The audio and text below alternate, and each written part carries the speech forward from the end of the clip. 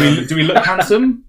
You look lovely, like lovely people. We going to dim the lights? Oh, that's not dimming the lights. I think it's a good amount of lighting. It should be fine. It's just and we live. The ginger is reflecting. Reduce the exposure. Yeah. That's a hate crime. We can in a few years, that will be classed as a hate crime. Yeah, but I'm part and when they do, I'm going to come back and cancel you all. There will be lawsuits. It's going to happen as well. Yeah. So are we on the correct mic? Can people hear us? Do we know? Can we can you hear me? I'm waiting for anyone else to say, but it should be fine. Okay. It looks as good. Who's what is Tentacles watching? Tentacles is the first comment on the new video. My guy! Or my gal. Tentacles is in.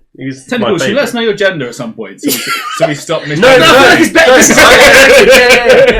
I like to imagine that Tentacles is actually like Emma Stone, and me and Tentacles are flirting a little bit. They're tentacleness. They're tentacleness, yes. Oh, we got a. Yeah, everyone can hear. No? Everyone can hear, and we're good. So I'll do the intro then. Yeah? Kill team, which I actually thought about. Is that it? That's in the wrong place. Sorry. On his new map. It was a rubbish map. It probably will be. Probably will be. There we go. Right. Okay. So I actually did prepare a little bit of an intro for this. So we'll see how it goes. Let's do it. Hello and welcome to Turning Point 5, a podcast so casual we get competitive about it. I'm your host Ryan and founder of Turning Point Tactics, and every brain needs a pinky. So I'm joined by my co-host, the gift of the gab himself, Jason, the founder of Not to Kill Team. Is that a short joke? Pinky was the tall one. So it was. Yeah. I'll take it. Quite literally immediately proving the point, which is good. We also have our return. Well, I feel like that was a bit harsh. That was it. We also have our returning guest, Chris, a man so red that it's I was going to make communism joke, but maybe we don't, because otherwise... Because I'll start. Don't get me going. So yeah, we won't make any more communism jokes, but we'll also see our returning guest, Chris, as well. And we are supported by a man so good looking, we gave him 0 screen time. It's our technical wizard, George. And the cameras and the chat. So we are in. That's I enjoyed that. Yeah, that wasn't terrible. I don't know if we should call George a technical wizard when he ruins the whole first half hour. I think you'll find Ryan can't set up a stream. Yeah, you're the one he relies on to get it going. I've only just been able to even look at his account. Just saying, look, wizard is a really loose term. All I can promise is to be a lot of community updates from his folder from his laptop. From the geography folder. Let's be real careful what gets out there. Okay, so... ruin this intro now. Right. Yeah, I don't know where to go from this. So we're obviously half an hour late, and Jason has work at 2 a.m. in the morning. So hopefully we can make this on time and on schedule. There is a few community things that we want to talk about first. Yeah. So I think one of the things that's probably really important that we cover straight away is over the Christmas period. I think most of us had a really fantastic time, but unfortunately some people had some quite bad news. And Bart, one of the members of our London community, unfortunately, his family home back in Poland, his mum had a fire, which left her looking for emergency accommodation and putting some of her pets into veterinary or hospital, whatever. So there is a currently ongoing GoFundMe. It's raised about £2,000 so far, with a £5,000 target. So if you are, or you have the capability to do so, if you could donate, that'd be absolutely massive. It really shows what the community is about. And any of the earnings that we get from this video, we'll put towards that as an ad revenue. It won't be a lot, but it will be what it is. And any of the patrons, your monthly subscription, you can just message me and I'll pay that forward.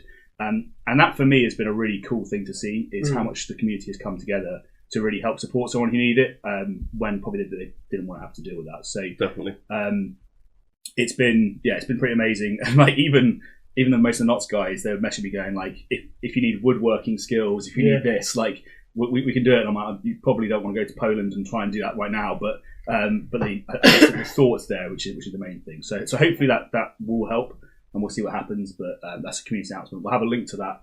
I was going to say, can we put it in the and it's out there far and wide as well. So we'll keep promoting that, because I think it's really important that we help out the community where we can. So that was the first thing we talk about. We also have some sort of more cheering news, which is a few tournaments that are coming up, which I'll let you do. Do you want to do an advert for the Easter tournament? Or... I'm a big deal now. I don't need to advertise. You can find me. They come to me. They come to me. They know who I am.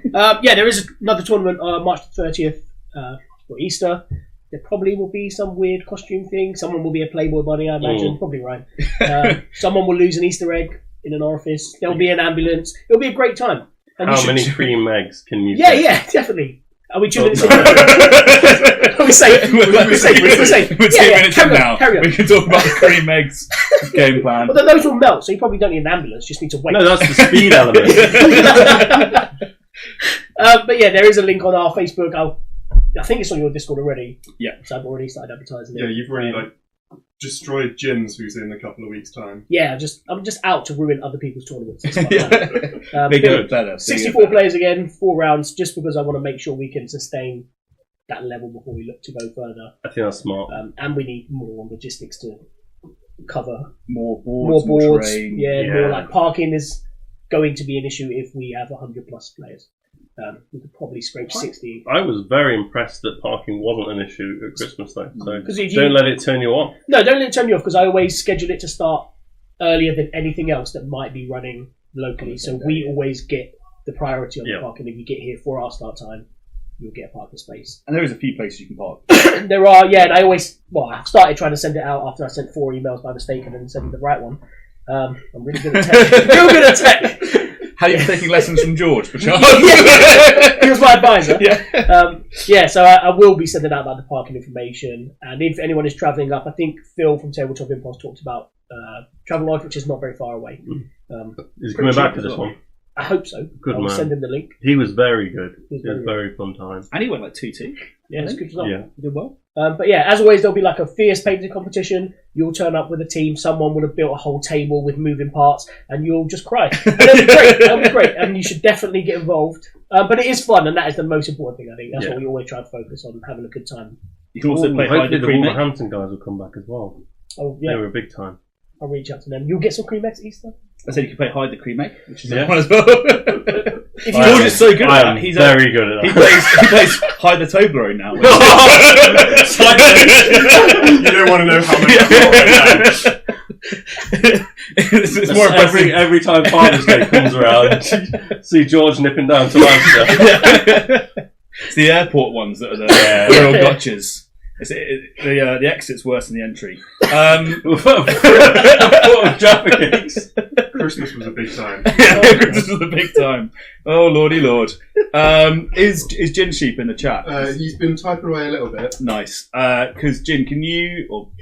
I'll say Jin. Can you put your link in the description for your Bristol tournament? That's another tournament that's coming up just in a couple of weeks, which is pretty cool.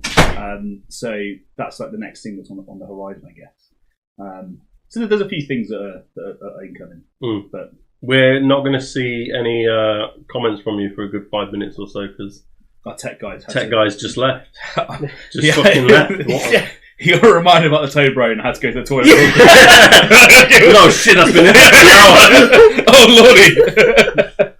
lordy. So we can't really start the tier list. We can't start the tier list, but we can talk about. Last week we didn't talk about new teams, did we? Really that much? No, we didn't. We didn't really know. We didn't know anything about it, but now that well, you did. Well, I did. Absolutely straight away. I can't believe you didn't even give us a little. Yeah. That's it. That's the whole point of like we're not allowed to talk about something. You just don't talk. But we're going to close the door. I was talking to the creator of Kill Team, the most handsome man in Kill Team, and obviously there would never be a day where I would be considered to be a playtester. But I just said. I would never be able to do that because I'd be straight on Instagram like, mate, have you seen this? You wouldn't believe what's coming out. I am awful. I have to tell everyone immediately. If I'm doing a kit bash and I've glued one arm on, the phones are getting lit up. Guys, look at this fucking arm. This is it. So, so I couldn't talk about the teams then because the rules weren't out. And it wasn't sure. I was going a few interviews and whatever else and chatting around and everyone's got their opinions and stuff. And you do have to be careful what you say. You go, I don't think that's going to be a factor, or I think this might be a factor. But what are you guys think about new teams? Are you tempted by them or are you not tempted by them? What's the thoughts? So I have wanted a Eldar aspect warrior. Eldari team. Eldari team. Don't fucking start. You want Not Eldari yet. Don't start. I wanted an aspect warrior team for ages, but this is not it. I wanted all of them. Well, I know you can't have all of them because of the jet bikes and all that kind of stuff. But a bit mental. I fire dragons, dark reapers. Like I want an actual mix, and I don't really want it to be just go and buy 40k boxes. I wanted it to be like this guy's a fire dragon, and he can do this, this, and this. Have a bit more flavour in it. There are specialists, kind of, aren't there? But I'm not interested. The other one's Space Marine, so I think they've done a good job when it comes to the rules of taking what would be, I think, quite boring models, and giving them a bit of flavour. Because like the striking scorpions, it's just like 10 green guys, right? And it's like, but they've actually managed to, I think, give them some cool stuff with the techniques. But I think it stops. It feels a little bit like a White Dwarf release, but without the you have to buy 10 characters to make it functional as well. It's not as expensive as a White Dwarf. That's what I get the impression of, that they've made those aspect techniques in a way that you can just run a standard box of striking scorpions and not think, I need 4 blister packs to make this also viable. Well, it does look strong if you run a single Dire Avengers to sit on a home objective. So strong. I think free TVP. Really. Obviously, we have to play them. Some of us haven't had that luxury, right? So we're just going on pure supposition. You're going hard on the Eldari, aren't you? I think I like them. I can't even say it without. They're good. I think they'll be good. I think they'll be really hard to threat manage because the fact that aspect technique is so flexible. How can you can't reliably, threat manage any of them? They can all do any of those aspect techniques at any point. They're so fast, and they have more indirect than any other team. Because they can have, if you go monofaction striking scorpions, you get a plasma grenade, and they can have two indirect weapons. They can go back into conceal. And it's interesting because I want to read into it a bit more, because one of them says if they incapacitate an enemy in combat, they can then do a free dash and go and conceal. So I wonder if you can do that in your opponent's activation. So like they charge you, fight you, you kill them, you then reconceal yourself and dash to a different point, potentially contesting an objective or something. But does it say during your activation, or does it? That's what I need to read. It's only someone here played the game. Well, I didn't have the rules. I didn't have the rules.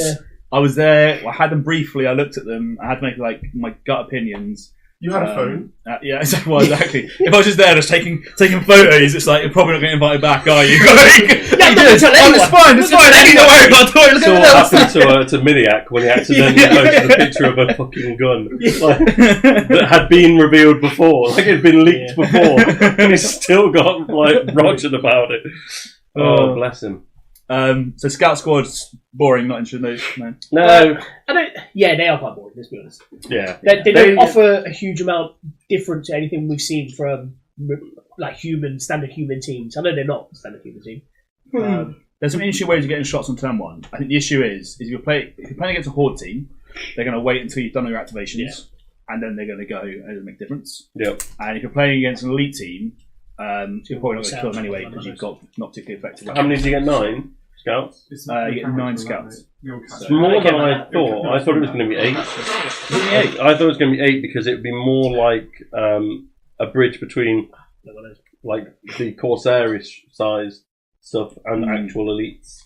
So I thought if they'd made them a bit tougher and had 8, it would be. They don't seem to actually a nice mix-up. I think they were going to be 10. Well, because I thought if they're all going to be 2 APL like they are, you would get 10 of them. See, I thought they were going to be 3 APL, but then not if there was 3 powerful. APL, then that would make sense. And maybe you have 7 or 8 if they're 3 APL. That would kind of make sense. Or if they were pseudo 3 APL, if they have the free shoot or free fight, but they're 2 APL, that would have made sense. I think the issue with them at the moment is that they're sitting right in the middle of. They don't have enough APL to do the stuff that they need to do, play the mission, and they're not putting out enough offensive output. So I think they're going to be.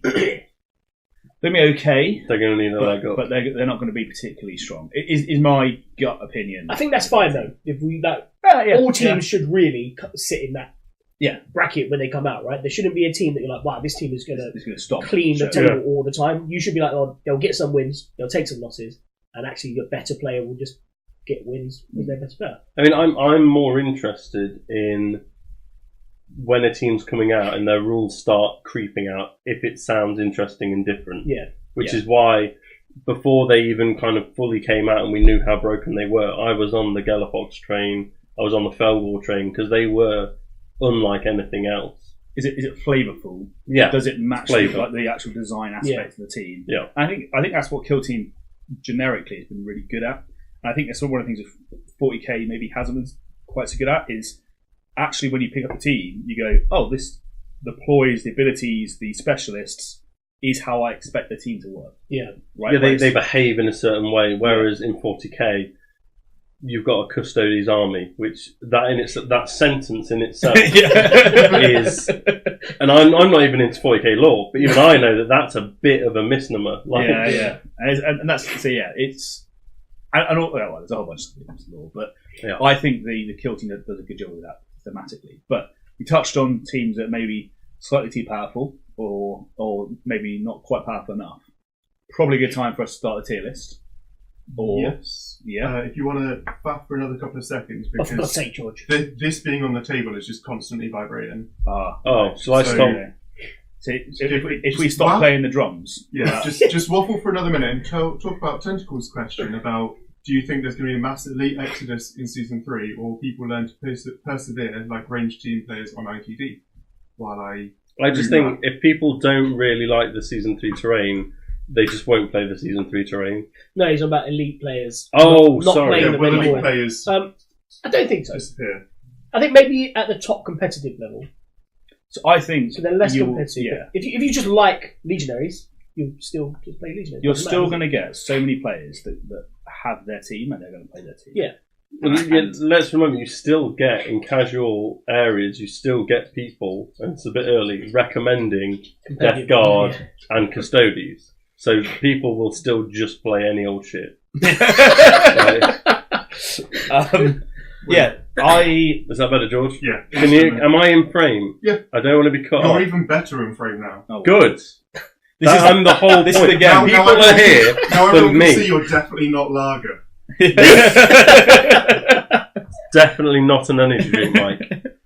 I like the fact that we're living up true to expectations. We're half an hour late. We've had to change the camera angle midway through. Yep. Like this is standard We're getting there. 2.5 stuff. It'd be weird. I think we all tune in and it's not happening. Well, We're going to be like, this is just direct stuff. Like, Someone at home. Things that we have to do. Yeah, there's technical difficulty bingo at home. Yeah.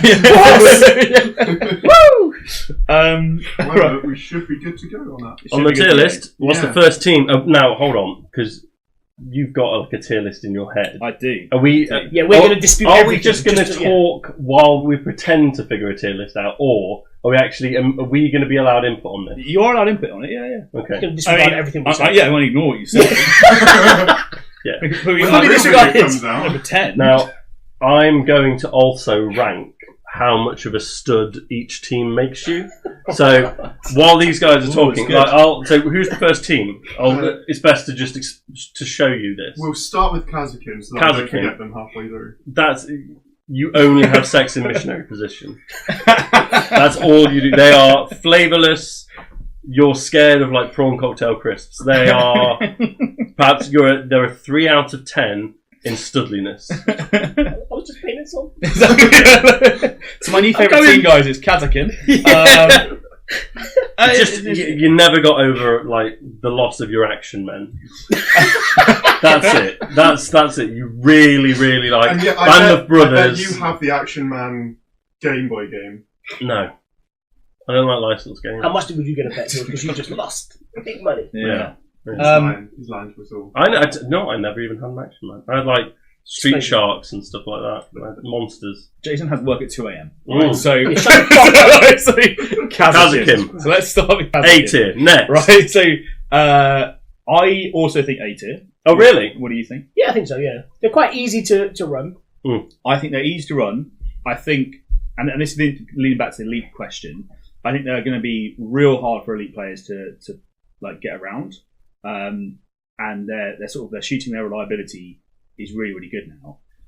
The buff that I think people have missed, which I think is interesting, is the whole discarded dice to modify another dice actually can save you elite points, which makes them better versus hordes. Okay. Because everyone's thought like, you just be spending more elite points, you're going to run out of your pool more. Mm. But let's say you roll like a 5, a 4, a 3, and a 2, right?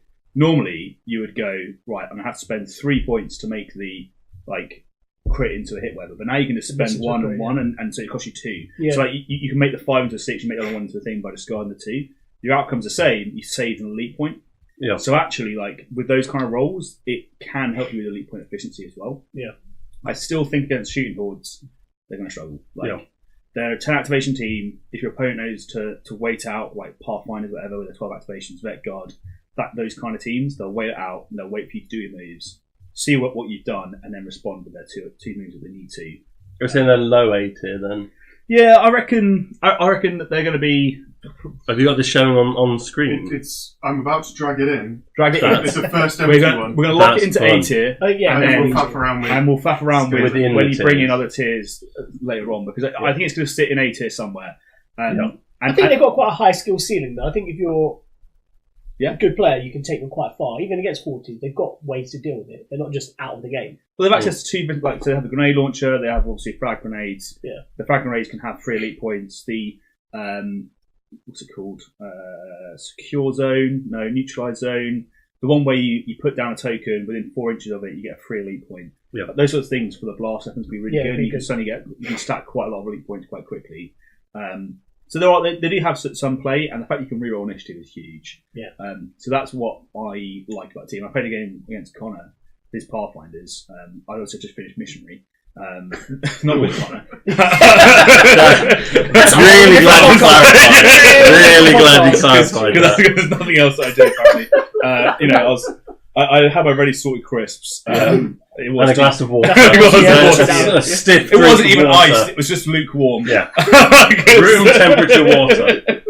So, and I rolled awfully, like so badly. Yeah.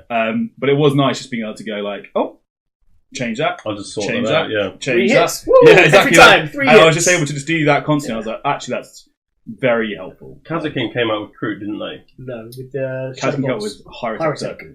So their book, Mm. the one with Hyrotech and Kazakin, must be the most useless stack of paper on the planet at the moment. Yeah, because Hyrotech yeah. like can be Yeah. completely changed. And so Kazkin Kazkin- Straight in the bin. changed, That is, just pop that one in the bin.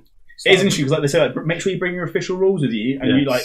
I remember. Make sure you don't change them then. That's one of the guys in London was asking if we could borrow the Phobos book, Yeah. Yeah. and I was like, Why? sure, but like you need all of the online stuff as well. It's completely redundant because I know, but I need it for the Warhammer world. Like I've got my rules. You don't really though. No, one's ever no one asked for it. checks, and it's completely worthless as well. So. At least when they bring up the annual, they'll change that though, right? And they'll No. update. Oh, sorry. Right, next next team. team. Next team. Should we do the counterpart then? Yeah. Hyrotech. Hyrotech Circle.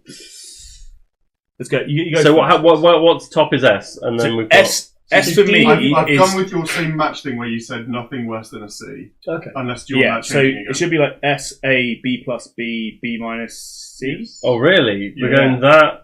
Yeah. Because I think when you get into it, the teams are going to be. Yeah. Otherwise, like the game. You will realise you could have just be added more letters. B. You could have just gone to E. But they're not though, because they're not that bad. Like, because that would Adjacent imply. tier. What the fuck?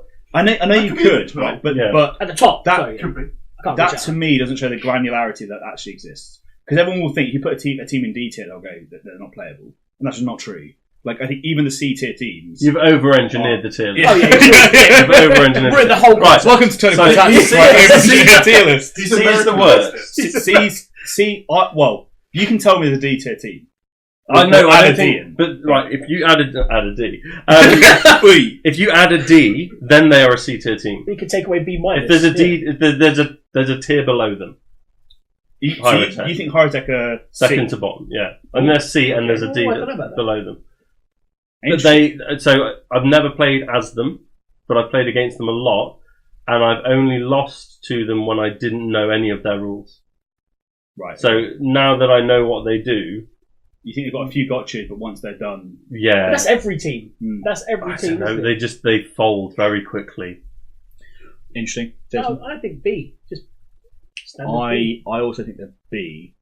I think They've got some very good matchups. They make you an 8 out of 10 stud though. Playing them is cool. So does that make them go straight into B for you? No. So the Is that stud matrix is completely separate to this. So you eight out of 10 are stud. you're at least you won't even get out of bed in the morning unless it's for reverse cowgirl. they're quite high up. You're a classy guy. Women are coming to you. Yes. Yeah. Oh, they'll come. They find out. They'll come to you. So the reason why I think they're B tier is I think against like a lot of the melee teams and that sort of stuff, they have the tools to be able to slow them down, so they can turn off charges, which means that let's say you're like Fellgor or whatever, and someone just says, "Hey, -2 to your moves," like it just stops them reaching what they need to be able to reach. And then same for Gellerpox, like they're really good into those sorts of matchups against other elites. I think again they have the activation advantage. They can just stall. They just send out those little tiny little bug guys. Yeah. Go to mission actions, don't care. Cryptech does other actions, don't care. You've got AP across the board. Loads of AP shooting. Yeah, no, you're all right. Has rerolls. So I think they're. I think you've got to be good though. Yeah, you can't just pick them up. Yeah. No, like Intercession, you can be a bit shit and still get the most out of them. And Ryan did, and we're gonna have to disagree on this one, but and honestly, I think Blooded, you don't need to be that good to get the most out of Blooded. There are teams that are easier to play. Yeah, Higher Tech Circle is not an easy to play. It's not an easy. I agree with that statement. So it's just a higher skill floor. Yeah. With a lower ceiling than Kazakin. You got to be better at playing to play them, and you're not going to get as much out of them. I think that's so. I think they have like some good matchups, some bad matchups. I think B. You think B. Yeah, I would be surprised if they're not around 50% win rate. You would be surprised. Hey. Next. So we're gonna 2-1 B tier them. Sure. Is where we'll sit. Next team. Boom. Far left, Vet Guard. Okay. Interesting. I have some opinions of Vet Guard, but I'll let you guys speak first. Why don't Stud Matrix, Vet Guard. A couple of years ago, you would have been, a 9 out of 10 stud. Probably 4. 4 out of 10. 4 out of 10. What does that translate just to? A bit. But for the listeners who aren't familiar with the stud stick scale, at some point in your life, if you play Vet Guard, you thought it would be a good idea to put 2 condoms on. You thought that would actually give you extra. That's how little time you've spent inside of the human being.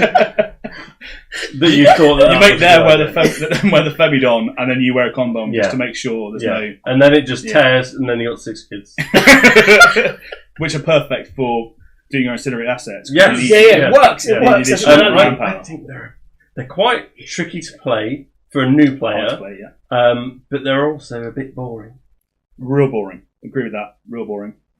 There is a play style. You've got to do it this way. Human horde team, weren't they? Yeah. So all the other teams really have been derivatives of them. Yeah. So they're going to be the most bland. But they're them with different flavoured spices applied. Yeah. So that's what I mean. They're going by default. Porridge. They're going to be the most bland team. I need to press you on an answer here, Chris. What's your verdict on where they sit? Where they sit. As an elite player. High B tier. High B tier. So B plus. Or low A, yeah. B plus. I'd say A tier. So I think they're S tier. Really? And so that good? And the reason is I think for so long we have played in a meta where like we built maps to nerf that team. Like the reason why all these things are the way they are is because they're so strong. And like when you're trying to build maps, like, I was just thinking about it then. So I was going, right, okay, I need enough deployment here to keep you safe. But you can just shoot straight across the map with the spotter combo. Yeah. So I need to try and make that obscured or something. But then if I make that obscured, I don't have enough terrain in the midboard. Oh, I'll bring this here. Oh, that means a demo can just blow up their entire team.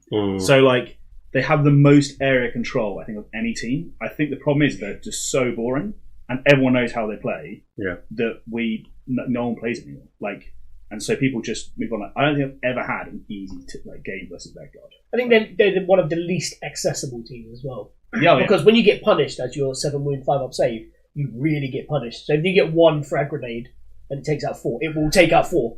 So as a new player, I don't want to play this. I've just lost 4 guys in the first 2 opening transactions almost. When I played against Vet Guard against a very good player, Tom Robinson. He's never played he'd never played against Blooded before, and so I did the Diabolic Bomb on 4 of his guys.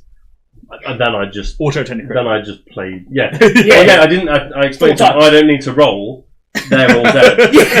And because he'd never played All Blooded, I had taken to 8 more explain it wounds. to him. And then I was just fucking That's around. gross. I literally just fucked around because I got one of the 4 was his captain, was his leader. And so I just fucked about for the rest of it. They're an incredibly difficult team to play. There's so many synergies and aura buffs and that sort of stuff. So you have to keep people in certain ranges of whatever to be able to achieve things. And there's certain teams that can play around them. You know, if you have like smoke grenades, you can shut them down with obscuring quite well. So there is ways around it. However, I think when people go back into shooting metas, and the reason why I say this, the reason why I think the rest of it is like the ability to across the map in a single activation remove someone from heavy cover is huge. But they got no remove obscuring, and if Beta Decima becomes more widely adopted, potentially that might hamper them a lot because they will all be trying to get down the same small channels as everyone else. Yeah, with no melee screens, effectively. But also on Beta Decima, it's all like all the cover is that there isn't much cover on the tops, right? Yeah. So, and if you can on the side flanks just go, if you move onto that objective, I'm hitting you with a sniper, or I'm hitting you with a plasma, or I'm hitting you whatever, and there's nothing you can do about it. And you go, okay, well, that's fine. I'm going to leave that objective because he's locked it down with a sniper spot combo. And he goes, on the other side, I've got a demo, exactly the same thing. It hits on 2s, it's 5-6 damage. You will die if you go onto it. And you go, okay, so I can't go over there. I can't go over there. What are you going to do, like, to solve this? And they go, I'm just going to send forward 2 guardsmen and sit there. Yeah. And they commit forward this like complete waste chat models. So I think, do you want to merge yours and Jason's to an A+? A. Yeah. Let's go with A. You just wondered about the granularity. I think there isn't an A+ right now. There's no A+. So what is there? What is there? S, A, B+, B, B minus, C. That's just fucking ridiculous. Do you want an A+? We can put no, an A+. No, I want you to either have all of them plus or none of them. It makes no sense for B to be the only one. You should have just gone to E. No, do you know what?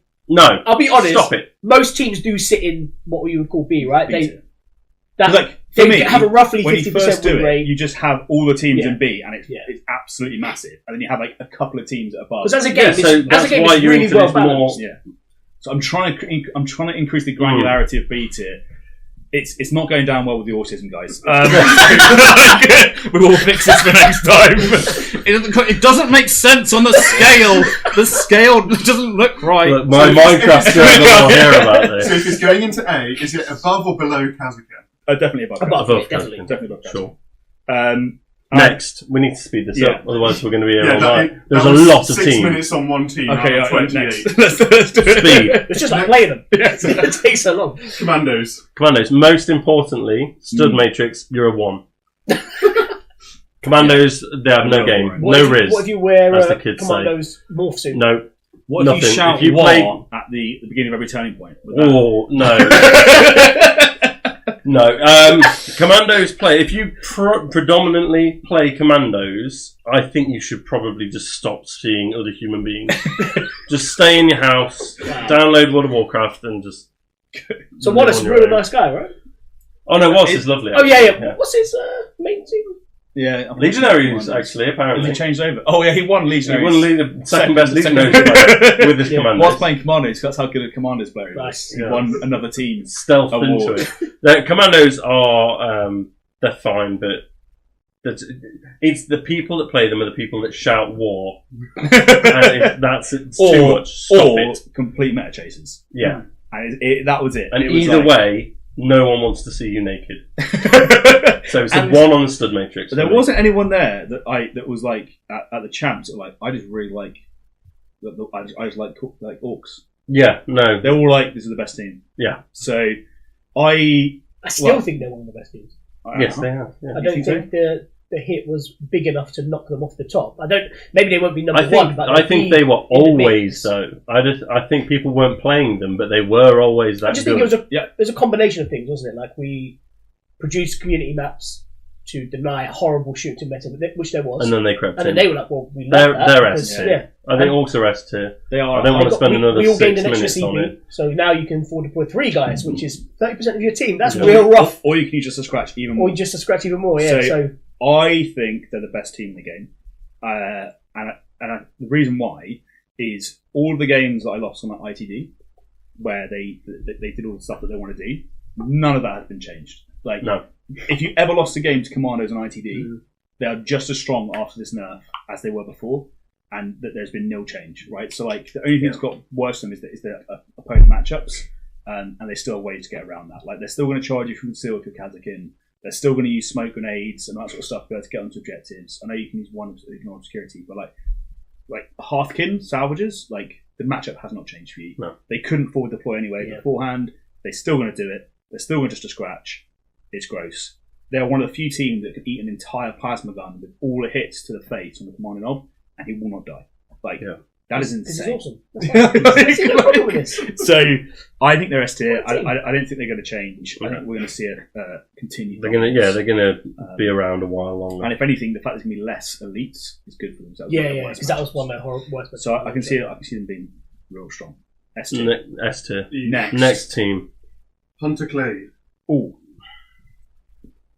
they're a tricky team to play and place. But I'll let you guys go first. Well, most importantly, Stud Matrix. Stud Matrix. Let's get Stud Matrix, solid 5 down the middle. You would be higher, but you're explaining to people why Hunter Clave are interested. and now you're thinking about it. Are they going down the Stud Matrix? Because probably now 4. Like, you're right. You know what? You're right. They're a 4. Hunter Clave are a 4. It's the sort of people like George that would like it. You know, like they're into the binary 1s and 0s. And, and they're like, actually, this is really good because of this. And you go, right. They're not like a beer team. They're explaining to you. You never see a Hunter Clave player turn up the table with a beer. There's an There's too many balls. Too much to think about. A little bit wavy. Yeah. I don't know what this does. Always got the beers. Was there a single game of Warhammer that I didn't have a beer? You're playing Jakari, which is in itself. And then you went and said that I'd be playing Hunter Clave. Well, you're the sort of Jakari. Dark Eldar. Jakari. Dark Eldar. Hand of the Archons. Stop it. Stop it. Dark Eldar. Move on.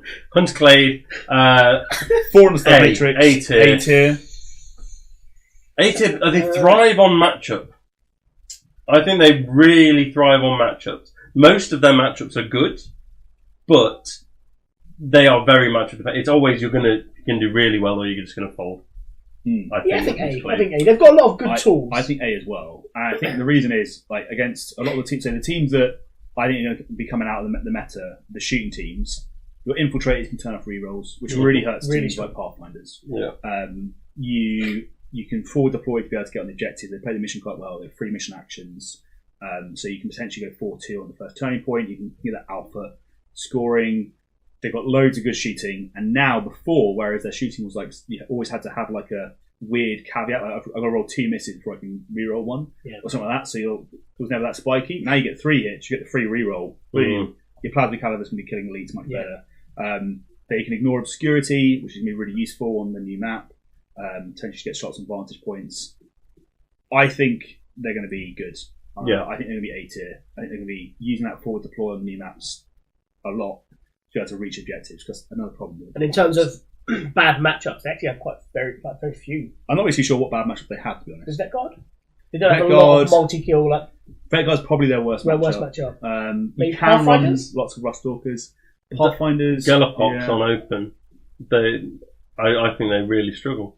Especially if you've got some heavy terrain and you're doing like Dawn on Octarius. They've got flexibility, haven't they? So they just run less. I don't think they can. They can't take out the Hulks. Problem is that they haven't really got anything to deal with them. They do have some big heavyweight weapons. And so never hit me with. You just don't hit them in melee, and all the other guys have injury aura, which you don't like. So you suddenly hit them on 5 with the mutants, and it's like, I don't know.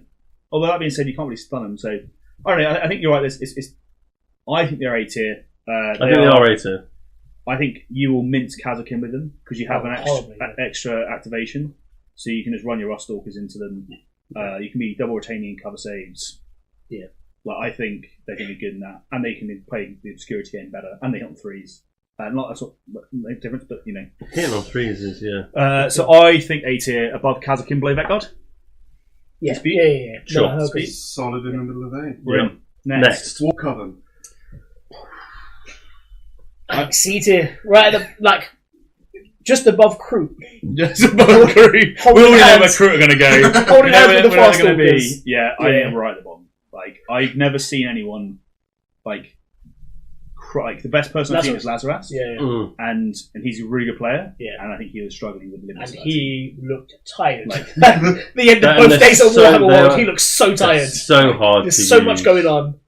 So if great players are struggling with him, to me, that's like they're trying the hardest. Like the Chad level must be. What's the stud level? So the stud level is a 5. Oh, it's similar to the Hunter Clave, but you're really too into the lore.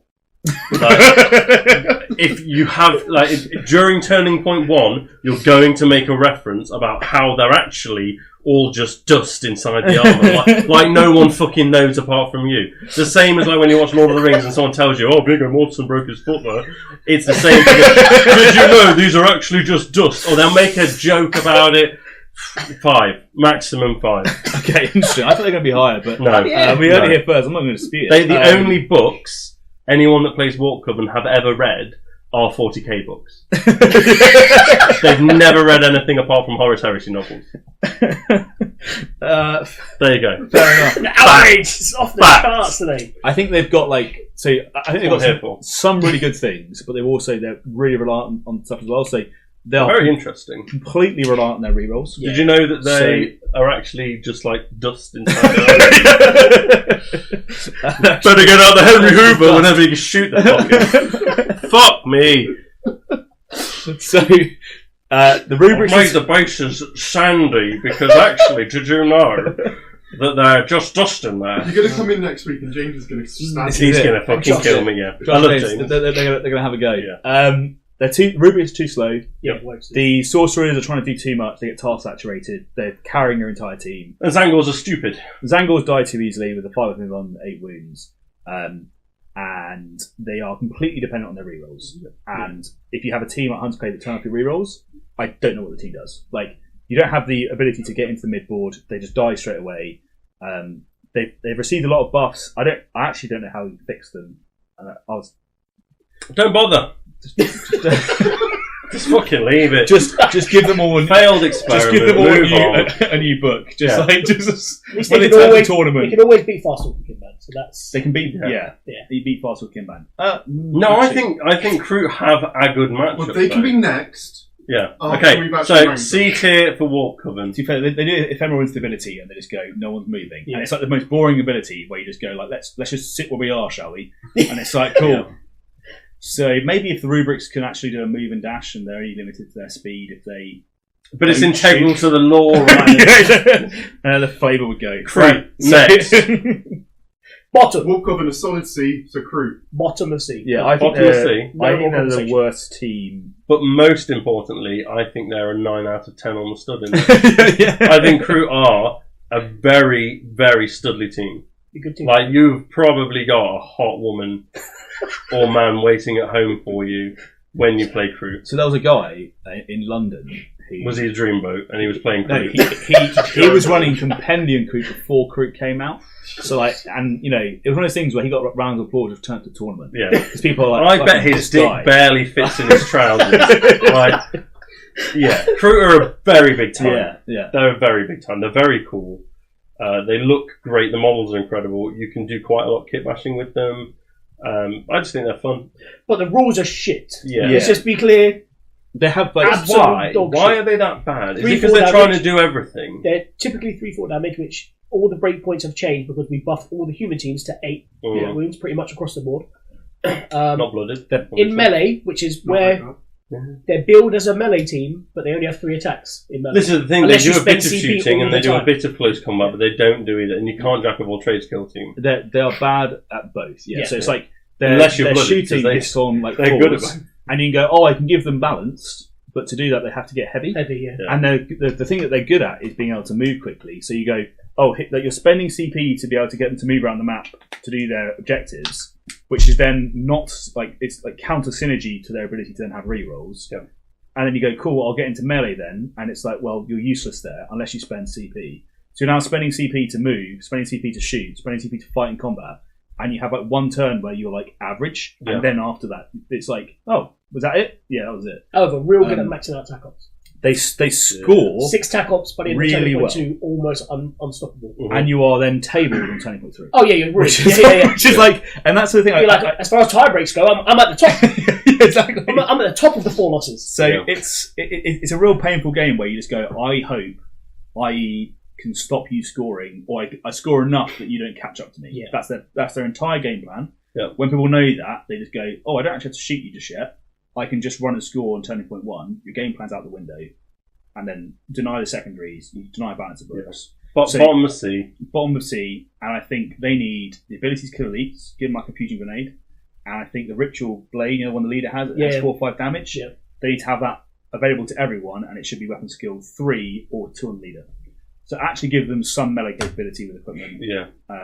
Like the meat thing's cool, the trade thing's cool. I like that. They should be able to just generate meat, I think, by getting kills. Like getting kills, yeah. But those are the changes that I would like personally. I think you can fix them. I think they're fixable. You want to make them so they can actually kill stuff. Currently, they don't kill stuff; they just score, which is fine, but boring. They can don't let it put you off playing them. No. Especially if you're a single player and you're looking for a hookup for the night. Because if someone sees you playing as soon as Kroot, they see you playing Kroot, they know what you want. need a wet floor sign. Yeah. Yeah. Like Next. Novitiates. oh, this is an interesting team because you guys probably just played against Bart, right? No, I've never played boss. Yeah, Stefan, Only Solly and Solly, yeah. Stefan, I think, I played. Okay, interesting. Because like Bart runs them in London and dominates with them. Very good. He brought them here and won all his games, didn't he? I think. Yeah. Yeah. And I think a lot of people have like the Also hot on the secondaries, though. yeah. Well, that's it. So I think he missed out on secondaries. So he came third overall. Yes. Yeah. So I think London has a bit of like a They're scared of Bart them. effect where they rate novitiates far higher than I think they actually are. I think they're good on Into the Dark. Really Into good the on Into the Dark, Dark. really good. Yeah. But if you're in a mixed tournament, and most people are, You're not going to guarantee even you're one not of going them. to guarantee. And once people know your tricks, as per all things, they're not actually that good. Also, on the new terrain, I don't know how well They're going the to do. biggest gotcha team. Oh yeah, They're the biggest gotcha team by far because they can do so much between rounds. The fact that they, like, some teams can dash, they can fucking shoot you between turning points. That's mental. Or go on guard. That is so powerful. It's like, I think they are, because of how good they are in Into the Dark, I would say that they are B+. The top of B+. What do you reckon? Top of B+. Stud Index, 2. Because My only Sisters downside of Battle are stupid. is they're 10 activations and they're made of paper. Yeah. So like they're Fold 7 so wounds, quickly. 4 up save. They die so fast. Like they get ripped through in seconds.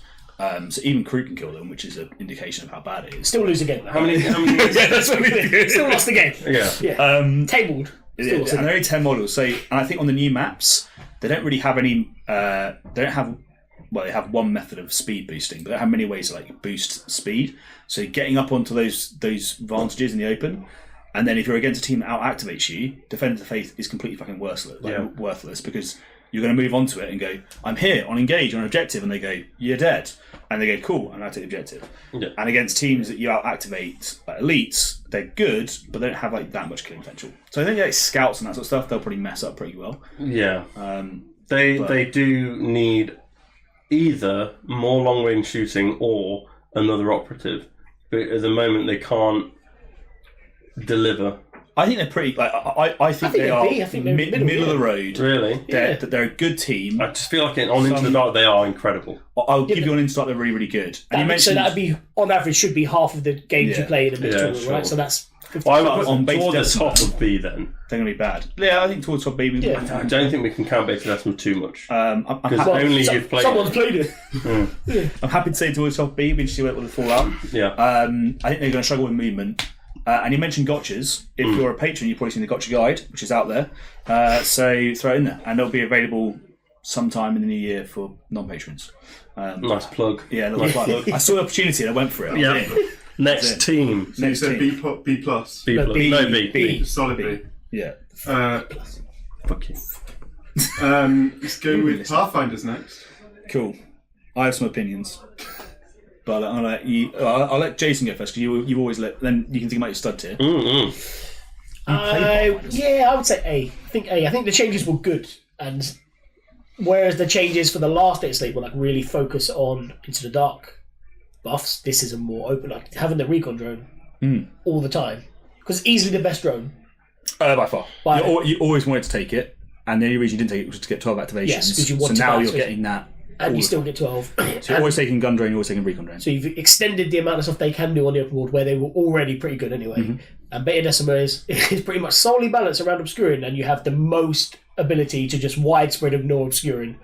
Yeah. 4 marker lights for everybody! Woo! Now I can shoot whatever the fuck I want! 5 high intensity marker lights. Yeah, it's going to be... I think there'll be real strong Beta Decima. The only thing I would say against them is they can't deal with a lot of Horde teams very well. They have a few methods of double kills, but it's not.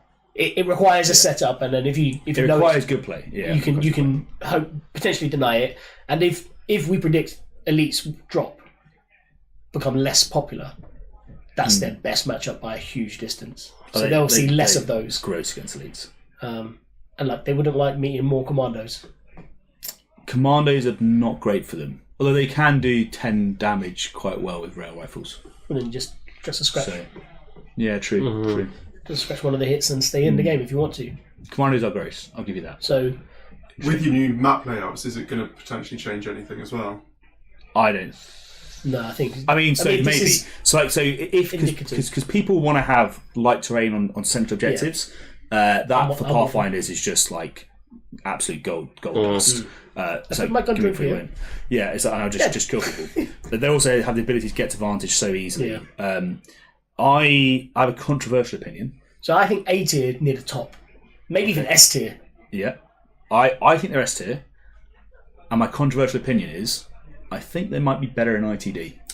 I was going to say I played against them on ITD in the Christmas tournament after the latest balance patch. Drones opening doors. Oh yeah, that's huge. Dashing down the sides of the Into the Dark. As long as the map's not too bad set up for them, they are fantastic on Into the Dark now. So they're really good. The reason why I think as well. So everyone when you think about Into the Dark, like a lot of things is I'm going to guard. I'm going to use obscurity to protect my guards. The guarding is so good. They can just ignore that, right? Yeah. So that means that they can guard rooms in a lot better way. But one of the things that is like one of their techniques, which I probably shouldn't tell people, but I'm going to do it anyway, because I think it's gross, is you mark light someone, and then you go on guard. And then they do something, anything, doesn't matter, you mark light them again. If you have a high intensity marker light, that's 4 marker lights. Oh, yeah, it's good, yeah. So you can be sat on a hatch, right? You have someone who goes, I'm going to guard this room, I'm obscured, I'm safe. You mark light them, you go on guard, they do any other action. If they don't think about it for a second, that model that they thought was safe gets another 2 marker lights, it's now on 4, it gets killed in the next activation. And you don't have it's as soon as I go on guard and mark light someone, unless you move that model right now, it's dead. Yeah. And they can do that all over the board, so they just dictate the game pace. Yeah. And then you go, sweet, how many activations have you got? And they go, I have 12. And I just wait. And they commit the absolute bare minimum, and then as you think you get very close to them, they go, I'm going to run away. I'm going to recon dash back behind the door, I'm safe, all that sort of stuff. It's so strong. Yeah. The recon drone, GA2, so good for ITD. So they can put on marker lights so quickly, it's actually obscene. Yeah. And in ITD, the only way you can protect the objectives, the only way is light terrain. And they just go, I'm going to remove it. And so they stick 2 guys in the doorway and go, if you move in the room, you will not be there in the turn. Yeah. So for me, S tier, I think their worst matchup was ITD. The buffs now that they've received, being able to open doors with the drones, and the 12 activations, and the marker light buffs, they're back to being so strong. Yeah. And unless you have 12 activations, I don't know how you play against them without getting lucky or your opponent making a misplay. So a big downside for them is everyone that plays them is also into questionable anime. Someone you play Tau, you have explained, oh no, she may look like a 12-year-old, but she's actually 400 years old, so it's legal. No, wrong. What's the start? You're wrong. Submatrix is a 2. Because everyone that plays them is there's a possibility there's a 4-up possibility that they're a nonce. They might not be. They might just like Dragon Ball Z. It's as good as 4-up. Wow. 4-up. So there's a 4-up possibility that they are actually a nonce. So they're not going to do anything about it, but they're going to watch cartoons that feed that addiction. I'm not saying they touch the kids, No. but they are looking. But they're looking at cartoons of the kids. Yeah. Oh wow! They maybe have a body pillow that can stand up by itself. If you plug it makes a crunch sound. So reset the clock on. How do they compare to Commandos?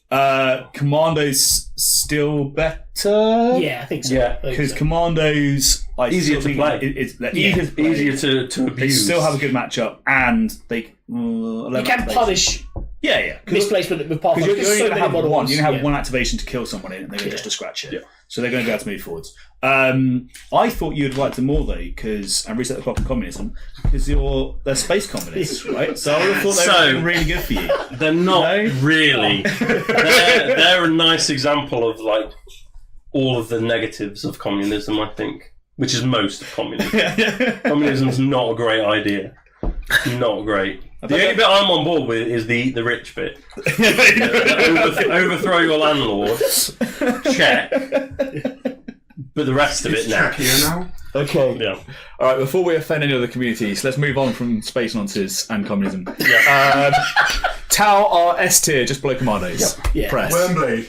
We've also spent about half an hour to go through a third of the team. It's fine. Right, we're going to do these next ones really quick anyway. We're going to go. Wormblade, 9 out of 10 stud.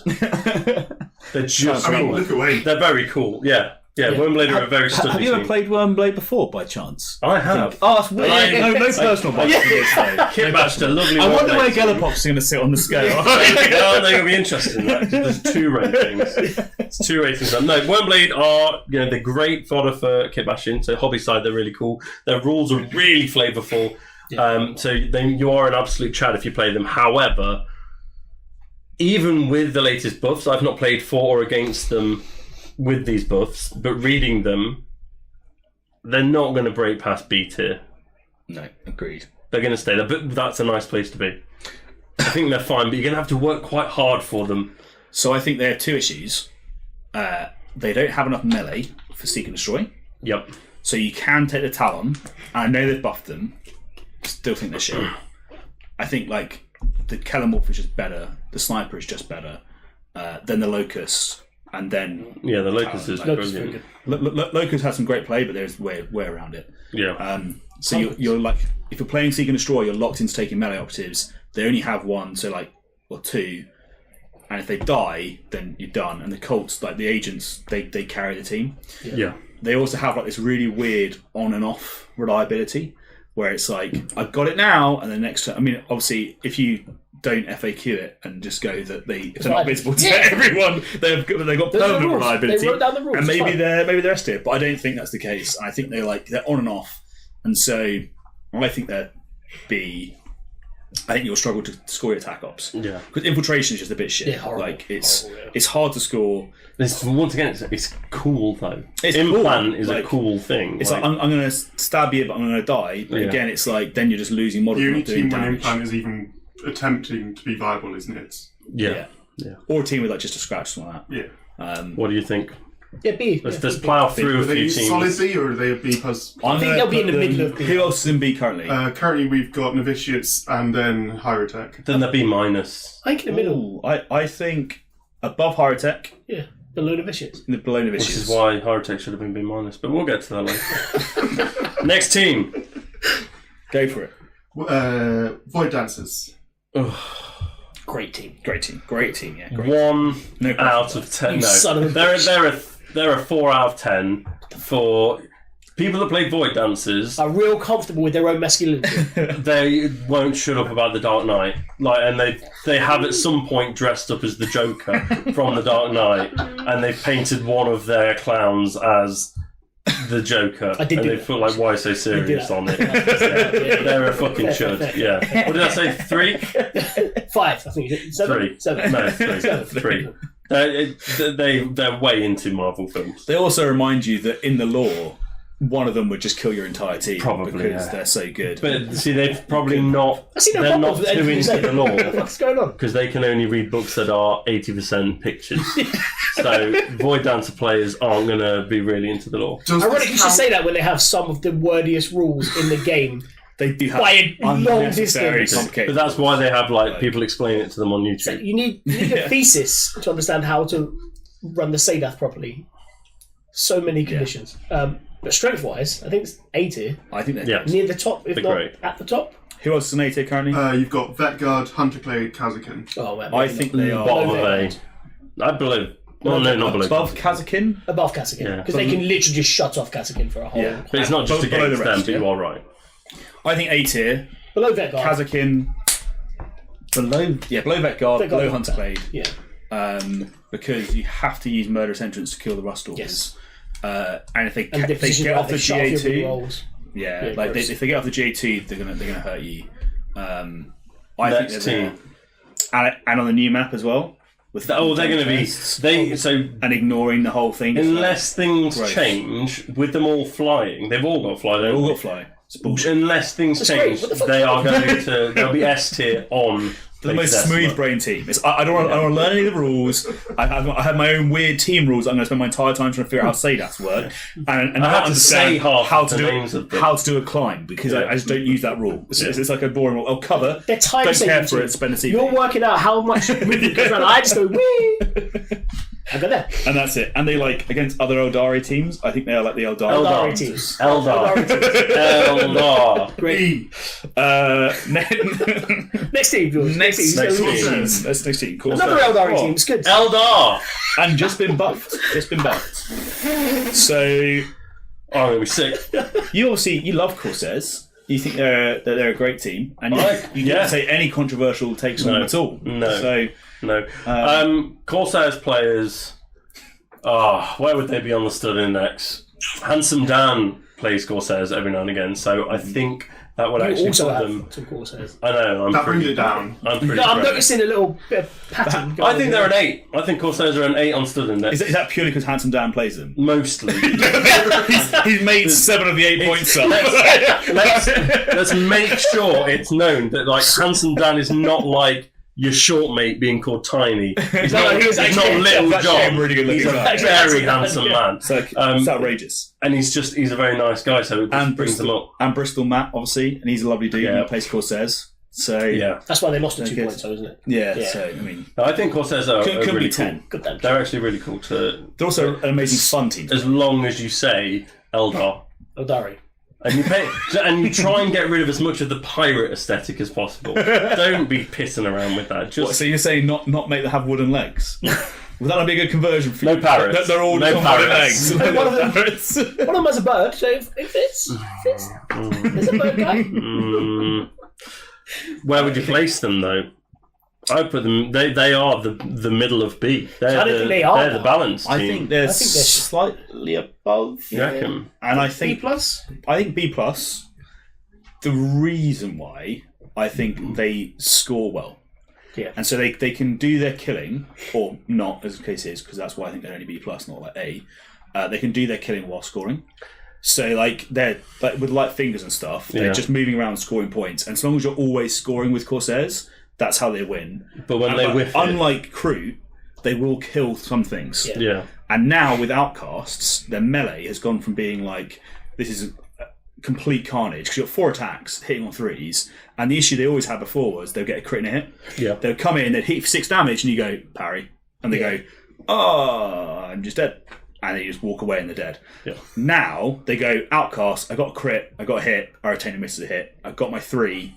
Whatever you do, unless you have a shield, I'm gonna kill you, which is really good for them. There's some good hobby potential in Corsairs as well because each of the operatives are so And that's affecting their rating unique. now, sorry. Because that's what people are here for. So you can actually make the team look very cool because you can make them each quite individual. It will get you best overall. It probably will get you best overall, this is true. Who did you have to pay for your plane ticket and hotel room? I didn't. I didn't either, actually. Did you not? Oh no, the Spanish. I was such a good lad that another community paid Did you win your competition? Yeah. You were the winner did, of your competition. Yeah. Whereas I only came second. Yeah. So, First loser. Best So they're B plus. I think B+. Sure. B+. Is anyone in B+ currently? They're our first B plus. Well, they can sit right there then. Right, next team then. Let's get this gravy train Next up rolling. is Legionaries. Ah, those were the days, weren't they? They were 6 weeks ago. the halcyon days of Legionary. You were so excited as well to take them back and be able to play with them. Yeah. And you're like, I've learned all these things and I'll be able to get them into action. And someone just said, Nah. elite points. Elites aren't fun to play anymore or ever. 6 models is just not enough, in my opinion. There is awesome levels of hobby you can do to them. Like, you can kit bash them out the arse, and I've seen some incredible ones. Yeah. However, on the stud index, they're only a 5. Because Really? there's only one other team that when you see people post, look at this picture I've taken of this Legionary I've just painted, it's always dog shit. They attract the people that just buy nothing but speed paints and just slap them on. Like, sometimes it looks like you've just squirted the army paint bottle at them and then move them to one side. So, Contrast paint. Ben from Battle Brother Tabletop's probably going to hate this, but they are And Russ. they are probably like the most basic Lich team. They're like everyone plays them. Full Nurgle Legionaries. And everyone talks about how great they are and how they're fun to play. But like, you are in the 60% of players that do that. So, I think Nurgle is dead. Long live Tzeentch. I think Tzeentch is the only way to play them now. you have to play Tzeentch. Yeah. Because Vetguard will eat you. Pathfinders will eat you. They probably still will, actually. Gellerpox is going to get you. Guys going to love that shit. Kazakin are just going to wipe you around it if you don't have an invulnerable save. So you're living on your 4-up invuln. Yeah. I think they have a 4-up save. I think they are the best of the elite teams. And because we'll talk about Phobos in a bit, but I think Phobos. I think they're still better than Phobos, especially against Phobos. So Legionaries play very well into other elite teams. Yeah, they have such high damage, like burst damage, and stuff like their anointed is so good that they're minus more attacks. Like, for instance, at least when Cad's going to try and attack you, you can have a Grizzly Trophy, get rid of one of their attack dice. They then can't discard one to be able to get their third hit. So like, you have that. With an invulnerable save, there's a chance, right? But you've got to keep them within 3. Like, they're just going to... I'll just step back an inch and then shoot you. Assuming you're on concealed position is there. Exactly. But, so I think they're the best. I think they're better than High-Tech Circle. I think they sit... Because they have the flexibility to deal with a lot of teams. Who else is in B? Novitiates, High-Tech Circle. I think they're probably below Novitiates. I don't know. I think they're at the top of B. Right now. Above Novitiates and above High-Tech? Yeah. And who else is in? You've got Wormblade in between Novitiates and High-Tech. Above Wormblade, because you can bully Wormblade. I think they're above Novitiates, because I think they've got more flexibility. Yeah, you're right. And you can adapt, because you can go Slaanesh, Undivided, when you're playing against melee teams, against AP teams, you're taking the Tzeentch, and you're just hoping that you roll. Yeah. So that's top of B, I think. As you mentioned them, let's go with Phobos next. I did the stud next, didn't I? Yeah, because it was just poor painting. 5 in the middle. Yeah. So they're either the basic Legionaries are either the coolest looking fucking kit bash team you've ever seen, mine, or Russ was by far the best one I've ever seen. I've never seen a Legion team that comes even remotely close to it. Chris might be here next week. It's fine. Chris has already killed off like 2 painting sponsorships. Exactly. Yeah. To be fair, I did also see another amazing team, Legionaries. Have you seen Ben Campbell's Battle Royale Tabletop? His Legionaries are probably the second best Legion team I've ever seen. No, honestly, the best. there's an Iron Warriors one. I can't remember what the guy's called. There's an Iron Warriors one where there are genuinely incredible, like the best team I've ever seen. But and Solly's. Yeah, they're incredible. And mine are, You're in the top 5. Top 5, mate. That's not bad. But yeah, they are also the worst minis you ever see, apart from one other team. Anyway, Phobos. The worst. Phobos. Boom. Sorry, Phobos. Stud index, Chris. Go on. Stud index 8, quite high. Quite high. They are Marines and they are wearing I'm leggings. surprised by this because I would have thought for you, Marines, The rules, the Phobos rules are cool. Okay. And the composition of the team, like the amount you can actually vary up. You need that big roster. And for an elite team to need that roster, I think is quite cool. Yeah, and you can run loads of Reavers and stuff. But I do think you get locked into it. I think people have now, I want to say, not perfected the play style, but kind of like maximised the efficiency of the play style. And it is like Marksman, Mine Layer, 2 Reavers, and then Veteran, and then someone else. And you just you run the same list. Yeah, okay, maybe. Because that's they need to, because that's how they can actually win. Yeah. And so they need the Mine Layer to go and stop you getting on their objectives. They need the Reavers to steal points from you on turn 1, and they're locked into it. The issue that they had, or they have now, is let's say you're playing against Kazakin, you used to laugh and just throw a smoke grenade and go, what are we going to do now? I'm going to jump my Reaver on this objective, and you're not going to do anything. I'm just going to sit here and do that, and they just go, yeah, that guy with your specs, and then a guy with gun comes around and just kills him, and you go, oh, that really sucks, but maybe I'll win initiative, and they go, I roll initiative. I'll kill the guy, and they're out. So that for them hurts a lot. I think they hate fighting legionaries.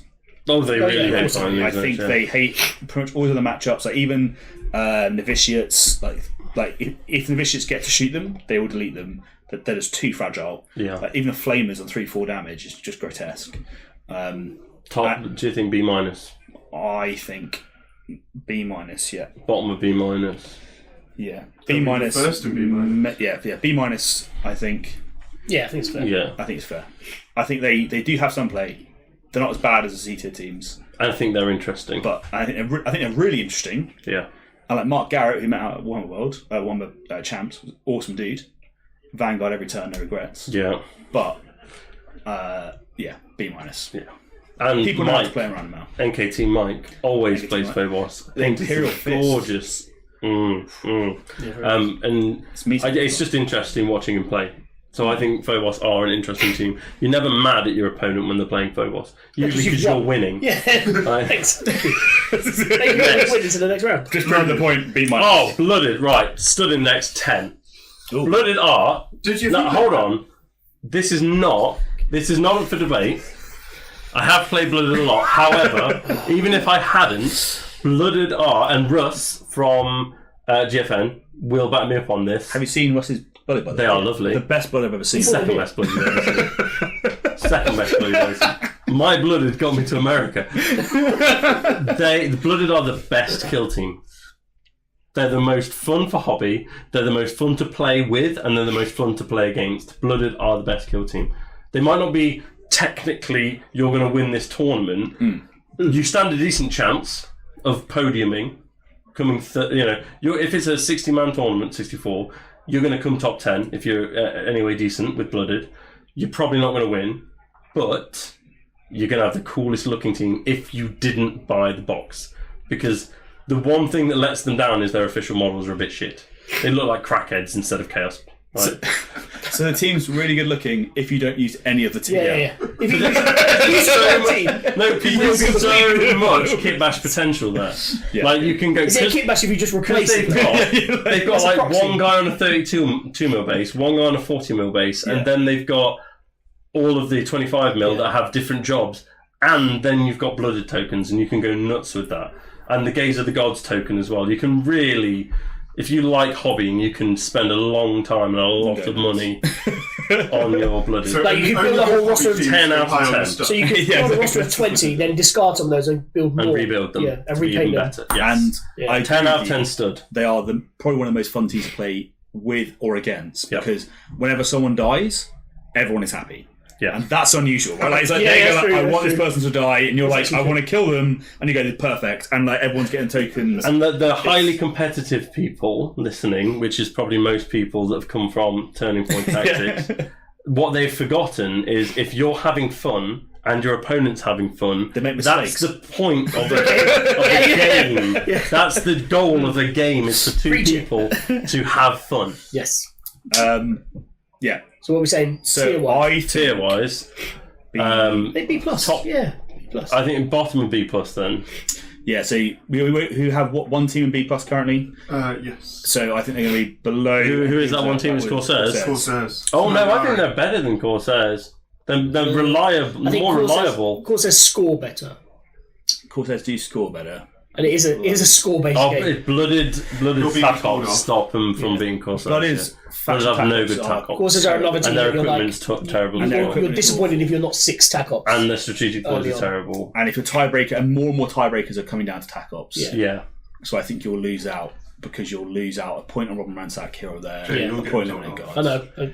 I saw a notification. What was the?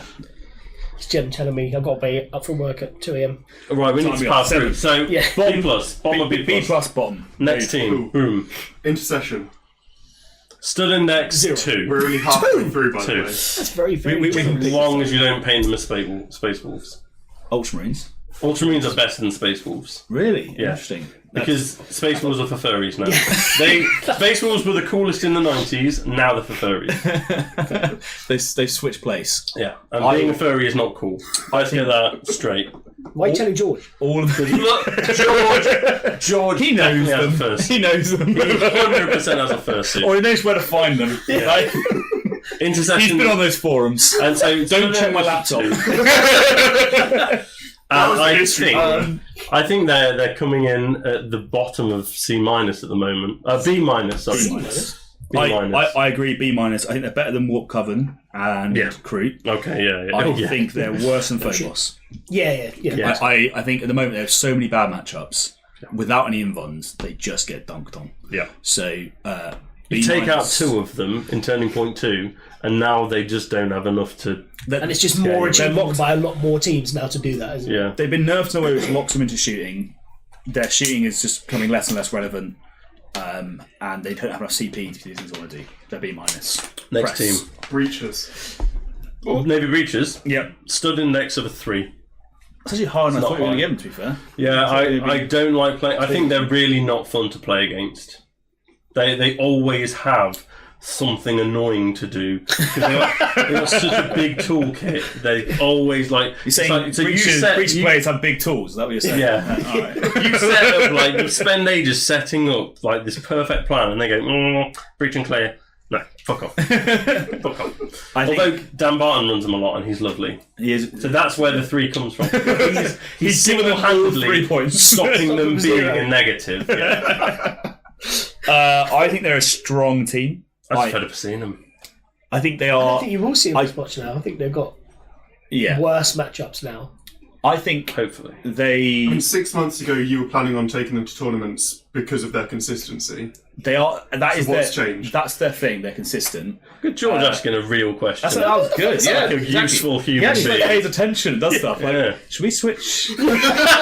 How can you My be guess. computers? I guess.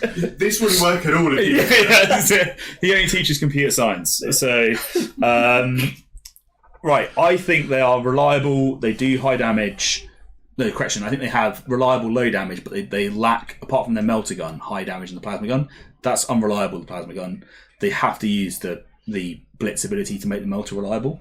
Yeah. They're tougher than you think. They're You're really not durable. going to get. No. You like your diabolic bomb is not going off on them. So I would think B plus. I would probably say A, but I think they'll see less elites, and that was their worst. Their worst matchup. matchup. I think they're A because they can do cool things. Like I say, cool things, but like against Pathfinders, they can make all the 4 damage you're getting hit with down to 3 damage. Yeah. Same for like Exaction Squad or any other team like that. So they just survive, which is annoying. And they don't care about blast. They don't care about blast that much. Well, They care less about blast and don't care about splash. Exactly. So I think they do well in ITD. I think they do well on open board. I think Beta Decima might be their downfall though. So I think they're going to be an A tier, and I think they could potentially be. They're so reliable though in their 12 activations. Yeah, a lot of bodies, and they have the cat, which is really good. I think people sleep on the cat a lot. Just being able to remove a model from heavy cover is so useful. Probably less useful. Got used on me. It's so useful against elites. Yeah. Like, because then they can just melt for that. Yeah, exactly. From range. Yeah. But they are also like one of those teams where if you're not winning initiative, it fucking hurts. Yeah. A tier, bottom of A tier. So below Kazakhstan. Yeah. Kazkin's currently the bottom. Then you've got Void Dancers. I think Breaches score better than Kasrkin. I think they're above They'll Kazakh. score better. Let's put them. Who else is an A tier? So you've got, from top to bottom, you've got Vet Guard, Hunter Clade, Void Dancers, Kazakhin. Maybe even above Void Dancers. Above Void Dancers? Yeah. Below Hunter? They haven't fallen that and far, thing? yeah. Yeah. How many teams have we got left? We've got So many. 10-ish. Next. Tennis, right, next. Starstriders. Ooh, stud index is 6. It's quite good. They are interesting enough. Like, that's a solid stud index. Have you started collecting? I've started making. I've started Are they going making- to like go up by any chance? Okay, Yeah. interesting. He's already made one set of them as well. Yeah. Oh, yeah, I'm hobbying my second set of Starstriders. There's a lot of hobby. So I played against a very Chadley player, Ryan Zentograph, at Worlds, the better Ryan. Yeah. You knew that. And he played Starstriders, and they were so interesting to play against because he was having a lovely chill time and I was panicking my ass off because I always thought that they were a team where there's a huge mental load. They're not at all. No, There's a huge mental load on your opponent. When I put together the cards for you, when I was reading the rules and putting them together, I was like, holy shit, yeah, these are really easy to play, really horrible to play against. Yeah. But you're not mad at them because they're not broken in any way. I think they're fine. I don't think they're broken in any way. And I think as well, the thing that's going to hold them back in this meta is if Commandos keep staying in the meta. Yeah. Because all of your good stuff, the only person that can kill a Commando is the Voidmaster. Yep. And they out-activate you and outnumber you. And so, like, your assassin... It's crazy. They just scratch and the kill. Commandos are very tough. It's insane. Yeah. Like, they're in that particular matchup, they're so good at it. Yeah, Because you're not winning that. You Commandos need, on loop. Yeah, you need, like, all your stuff to come off. Yeah. And it just doesn't, unfortunately. So, I think that's going to hold them back. I don't think they like Void Dancers or other like 3 APL teams that can bully them on objectives. So I think like Blades of Kane, I think they're going to be really good into them because they're going to come in and do 2 more wounds with a Striking Scorpion, and then you're at 6 like health, and the fact you can half damage is irrelevant. They're going to kill you. So that's your strong guys. Legionary is top of B+. Legionaries are Legionaries are top of B. B. I think they are better than Legionaries. Yeah, B+. They're more reliable. Yeah. And they have more game into different matchups. I think. And they have less bad matchups. Yeah, they have a few, but they're going to get done in by big shooting halls that activate you. That's just the way it is. But you have a lot of options for double kills. They you are can catch so good opponent against out. elites as well, Like- on open. Yeah, like I think I say like a lot of people think their worst matchup's elites. No, It's not. The worst No. matchup is Commandos. because they can then it's just Void melt a Dancers. couple of elites. Yeah, The assets will take care of the elites for them. that's apart from Zinch, Yeah. which will just roll a 4 up and you just cry. Unless I'm rolling the dice. yeah, sorry, guaranteed death. So yeah, I'm B+. We're in B+. So currently you've got Corsairs and Blooded in B+. top of B+. Top of B+, yeah. They're above both of them. Corsair. I think they score better, and you out-activate. Yeah. And they're definitely worse than Kazkin to not be... Yeah, Definitely. Yeah, definitely was the Kazkin. Unfortunately. Gellerpox. Although I think it Lovely would be a team, fun game. I think Kazkin versus them would be fun. Yeah. I still think Kazkin should get it. Yeah. Like, because they will kill the models that you want to If you're the better player, though, you've got And it. you can generate a You've lot got more it. non-reciprocal shooting because you can just ignore obscuring and Yeah. start trying to just cry. Gellerpox. Gellerpox the next. Stud score is very low. I thought we were getting 2 for this. 2 Stud score, yeah. So Gellerpox are the team that is the worst painted by far. They're fucking awful. Even in Warhammer World, I'm sorry whoever owns them. The one they have, the set they've got on display in Warhammer World, I think they're gone now. Whatever. Shit. They just look. People just get the most garish coloured contrast paints and slap it all over them and think it looks good. No, stop it. Or they paint them all the same colour. Oh yeah, Yeah, really exactly. welcoming, This is it. really open. As we did put a disclaimer on the initial advert that the views expressed by certain individuals are not representative of the wider community. Gellerpox, but they can look incredible. So Yeah, true. there's some really cool ones where they've gone for a theme with them. I've seen one that was like all black and white, but then all of like the glowing spots were all bright orange, and the OSL was incredible because the models are so cool. They just attract some bad painters, you know. So to play though, so stud score, either a 1 or a 7. Either a 1 or a 7. Yeah, because you can kit bash the hell out of them. There's some amazing kit bash ones. Can we go for a 4? Oh yeah, go on then. You can. We're going to set on a set score of 4. Yeah. Horrible to play against as well. Fun to play as. Horrible to play against. I'm not interested. Feel no pain. I just don't want to play against them. Like, I used to play them a lot. Now I was going to play them in the league that we have coming up, the NKT League. I hate playing against them so much. I don't want to do that to my opponents. They're not fun. Yeah. It's just so boring to play against them, and it's low skill. It's a low skill team that's boring to play against, and you win on dice rolls. And because basically what they do is, I'm going to move forward, take position. If you fight me in melee, you won't kill me. If you shoot me, you're going to have less dice, and you won't kill me. Yeah. I'm going to roll loads of 5-ups, and I'm just going to sit there. I'm going to score, and there's not much you can do about it. Yeah. And when they do kill stuff, it's just with their hulks, and they just get a few kills here and there. Yeah.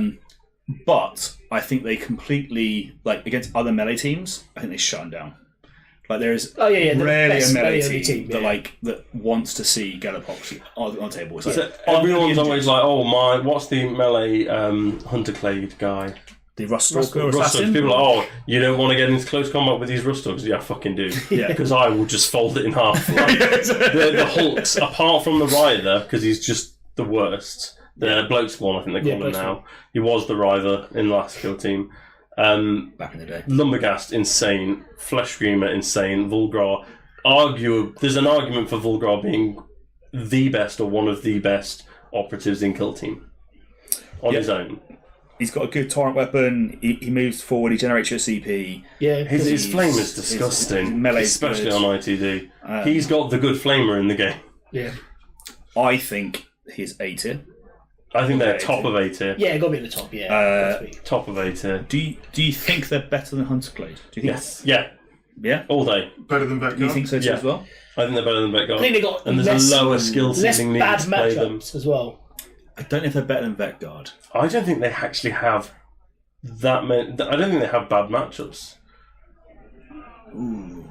They're not like even like Pathfinders. Just don't run at them.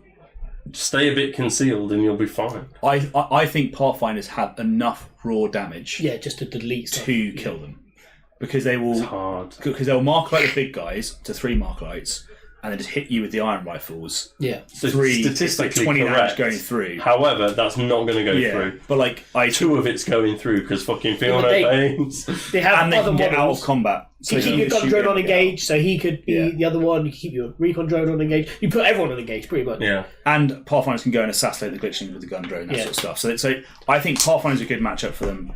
They also have access to the system jam and just turn off one of your Nightmare Hulks at the start of each turn.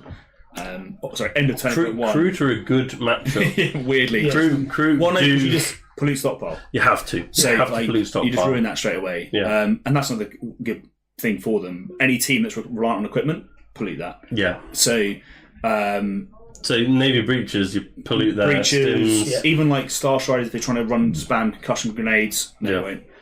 So any good player just shuts them down straight away. Yeah. So I think they are A tier. I think they're top. Interestingly, you think above Vetguard? I think they are above Vetguard. No, I don't think they're above Vetguard. I do. I think below. I think 2 below. Go below. Just below Vetguard, above everything else in A tier. I think if you're talking just purely competitive, and if we go into a tournament, we've played a lot of games, you and I know how they're going to operate. Yeah, and you can't. I just feel like most of the time when you lose to Gellerpox, it's never down to your opponent doing something really skillful. Even placement, it's down to them just fucking rolling 20 dice and all of them coming up 5 and 6. Yeah, you just look at those dice as they fall. And it genuinely, I don't get that heated, but it's genuinely upsetting. It's just like, oh, well, what's the fucking point? But you can. What's the point of playing? This is why I think. So on the mission action objectives, you can ignore 3 of the Hulks effectively. If you can comfortably kill all the little chaff, Yeah. You have to focus on and then trap. kill Volgra. Yeah. Then the others have to spend 2 APL to do every mission objective. Yeah. So you can just bully the objectives then. Yeah. You could be like, I'll focus Volgra down very quickly. I'll use everything else to pick off the glitchlings and the mutants fast, and then I don't care. It's hard to shift them, though. It's hard to It's very hard to shift them. So loot, I think, is the best possible thing you can play against someone. Yeah. Because the other two are sticky objectives. So, and like capture. I mean, even their tac op, the free VP, yeah. It's 2 free VP. The Infect, yeah. Because there's always 6 objectives. Like, it's so easy for them to do. I think A tier was settled. 100%. Top of A tier, just next team. Exaction. Ooh. The Cuff Boys. Very cool. I want them to be better than they are. I'm going to say B. I think they'll be in the middle of B as well. Yeah. I think they're one of those. I think they're like the new Corsairs. Yeah. I think they'll sit where they have a few bad matchups and probably equal amount of good matchups. And that will just ride them through of being like a 50%-ish team. I think I really want them to be better, and then whenever I play them, I realise that they're not actually that good. Yeah. And so it's like, in my head, I'm like, but you might be able to do this, and then you play against Vet Guard, and you go, I can get double kill by doing this, and they go, or I just in Death of Tone. Yeah. And you go, oh yeah. So the models are incredible, great and models, people can spend ages making them look insane, and then they play one game with them, and then they retire them because they're not that fun to play. I don't think they're that interesting to actually play with. What about the stud rating? Stud rating is a 7. It should be a 9, but it's a 7 because I play them. Yeah, you've let them down. I think they're not that. I think they're more interesting as part of Inquisition than they are on their own. I think, I love the models. I think the models are really The models cool. are insane. Great So models, cool. I love They're some of the nicest sculpts GW have done in ages. I love some of the rules. What they struggle on is that they only have 1 comms, they only have 1 way to increase your APL. They struggle with double kills, and unfortunately, if you're playing another Horde team, they're going to just have more bodies than you. Yeah. How many are there? 10? They're 11. 11. And so, but it's not it's 11-11. Unlike Vet Guard, which is 12 activations but 14 bodies. Yeah. Blooded as well. You actually only have 11 dudes, and as soon as you don't kill stuff, it's bad. Their dog is quite good though. The They've dog is probably great. got the best pet in the game. But yes, Unless the you count dog, the dog Ogre. and Leash Master I love. I think they're fantastic and they play really well. I think the issue with the team though is no AP. So against Hearthkin, it's just oh, I'm rolling 3s. What are you rolling? 3s? Sweet. So I'll probably hit you for 4 damage. Are you wounded? No. It's am I going to die in return? Yes. And it's oh, okay, cool. Yeah. And you just repeat that over and over. They have some great matchups. Some of the melee teams, I think they love. If you're reliant on rerolls, if you're a reroll heavy team, don't care. But they have so many bad matchups as well. I think you're right. I want to be B+. If I'm honest with myself, I don't even think they're the middle of B. I think they're toward the bottom of B. You think? Yeah, they're not B-. But they've got the good matchups they have are very good matchups. I think if you Killer play East. Fellgor, shut down some teams. Fellgor, they just shut off Fellgor every is single thing you yeah. want to do. They'll just be I have an operative who I can just put there to stop it, and you just okay. And against I'll some wait. of the Eldari teams as well. Yeah. Easily dead. They love the 8 wound threshold. So I I think Better or worse than Wormblade? better than Wormblade because Sure. they turn off their rerolls. Yeah. And the shotguns fold those guys in half. Yeah. It's perfect things. I'm doing a cult ambush and a cult uprising. It's no, you're going fucking shackles, mate. Dead. It's thematic. It's thematic. Yeah. It's It's very let's thematic, go just getting these guys, cleaning all their hands together, blowing their heads with shotguns. It's Judge Dredd. yeah, America's changing. It's they're the origins of 40k. They really are the origins of 40k. It's Judge Dredd. And how do they compare them to novitiates? I think they're worse than novitiates. Yeah, no, they are. They're worse than novitiates. They don't have the broken ITD. That's true. I would not want to play them on ITD against novitiates. And novitiates can just use your face points to get around it. Yeah. So let's put them. That puts them solid middle beta. It's like I said. There we go. Okay, there we go. There you go. That's why you host the world's competitive, most competitive podcast. At least I want them to be better though. I want them to be B+. But Yeah. they're not, are they? No. Next team. Next are the Drukhari. Drukhari. Dark Eldar. I was going to say, I've never seen a player do well with them. No. I've never seen No, I mean, right? I've seen good players take them and they go 2-2. Yeah. Maybe they go 3-1. But like I just don't see people winning with them. I don't see any evidence that anyone that plays Dark Eldar has ever showered either. So I'm going to put them at a 1 on the stud index. Yeah, they are a 1. There is like some real questionable things. Like if you're like my favourite faction in 40k is Drukhari. Murder rapes people. Yeah, it's like that's just Nah, mate. They've got a lot of piercings that they like to play with during the game, right? Right, like I just you know they're doing it as well, and it gets a little bit weird. It gets a little bit weird. They are the equivalent to a Prince Albert. It's just uncomfortable, and I don't want to hear about it. It's uncomfortable for you. It's uncomfortable for them. Within 5 minutes of meeting them, they told you that they have. Yeah, like they've got it out. They've got it out. Where they are competitively, though, I think B-. Yes. Yeah, B-. And who else is a B-? Currently Phobos and then Intercession. They're better. Worse than both. I think worse than both. You reckon? Yeah. I just don't see anyone winning with them. Like, and I haven't played with them enough to know. For various reasons. It's not like Intercession that had 15 minutes of fame. They've got they've had no minutes of fame. No. They've got a win more mechanic as their main thing, which means you can spike really well. Like your opening salvo can be 4 6s, amazing, paint tokens all over, and then you can really start getting momentum. But it's all reliant on that first. And one or two. Suck on ITD. Yeah, I was getting my ass kicked by them by a much better player than me at the Christmas tournament. Rob from Worcestershire. Oh, yeah. No, not Worcestershire. Wolverhampton. Some with a W. Yeah. He outplayed the shit out of me, and I kept saying, "You have got me on this. You've absolutely destroyed me." I was playing worse than him, and I was rolling really shit, and he was rolling very well and playing better than me, no doubt about that. And he was like, just wait, 10.3, it'll change. And folded him in half. Yeah. It wasn't that close. And then they have the worst mirror match in the game.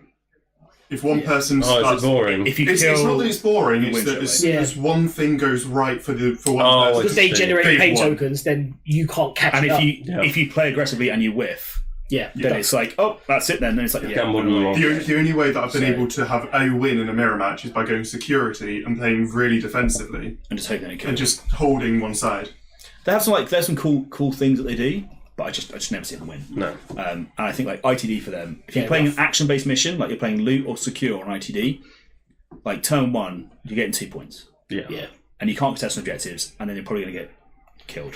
Yeah. I think B-, bottom B-. Yeah, I think so. I think they're narrowly escaping C. You could even put them in C. No, I think they're Kroot. A Kroot and what else is there? Coven is your only other one. But it's not just against them. It's not just against Kroot. It's against everyone else. Is there anyone in B- that they're going to do better than? Or who's in B- again? No, Phobos and Intercession. I haven't played them enough to know. So bottom of B-. It realistically, it kind of starts to come down to how many times can you get a grenade off. Grenade that works. Yeah. So realistically, you said you've seen a good player take Hand of the Archon 3-1. How many good players have you seen take Fast Walker Kimban 3-1 and the other team 3-1? Probably none. Yeah, okay. Bottom B-. Bottom B-. How many teams left? Like 6. Oh my god, it's never ending. There's 28 teams. Fucking let's go. Tentacles has also said that Hand of the Archon players Shut up, Tentacles! usually work for CEX. Yes. Halfkin. Hilarious. Yes, Tentacles. Halfkin salvages. I love how we're slowly narrowing down where Tentacles from. So that we know they're now UK based. Yeah. So we're going to figure it out eventually. We know that Tentacles is sharp though, because the CX joke goes a long way. It's a niche. It's niche. Yeah. And it's good. Halfkin salvages, they are a 7 stood in next. They're pretty cool. Kings. Miguel. Yeah, Miguel's carrying that. Miguel's team is extra flavourful because he's made them out of all retro-looking models. As a playable team, they're pretty cool now. I think they're good. I think they're okay. Yeah, I think they're just very unforgiving because you can't you have to have all your movement planned out ahead of time because you're not going to make up for it in the game. So deployment is huge. Yeah, like if you've misplaced and you go, oh, what do I do? You're going to suck. Yeah. Interestingly, I have started making maps to be more favourable to them because a lot of the terrain in the So in park... 6 months' time, we'll be here fucking Halfkin, Yeah, S tier, maybe, everyone hates maybe. Halfkin, and we won't know why it happens. It's But just we will. like... Got it on record. It's just that like there was so much terrain that was 6 inches away, yeah. and so like, they just couldn't get to it. Yeah. And so because as soon as you have any horizontal movement, like to try and get out of your terrain, you then end up 1.1 inches away from the terrain, and you just get shot. They're really good, weirdly, at climbing though, because you can get so much equipment ropes, and equipment ropes. You get so many equipment points. You get 15, And they can just go underneath shit with the 16 equipment points. 16 equipment with the points. shovel. They can just Great. tunnel up And and shit as well. the guy with the jetpack can just set up Yeah. a climbing rope Yeah. on a point. So I'm interested to know how they play on the new map, like because they are all going to have climbing ropes, so they are all going to be moving. Yeah. I think they'll be all right. And the jump pack guy can The get into the highlights middle. guy can ignore obscuring. They can ignore obscurity. In fact, I think they'll be very good. I think they're a B plus? massive toolbox team. Oh, So yeah. I think they're B plus. B plus. I think I they do don't have think- an answer for almost for everything. I think you also have But like to you be said, quite you good. do have to be very good. You have to have planned You it have to out. be good. Yeah. You have to know a good They idea are how another your nail in opponent's the gonna elite coffin as well. Yeah.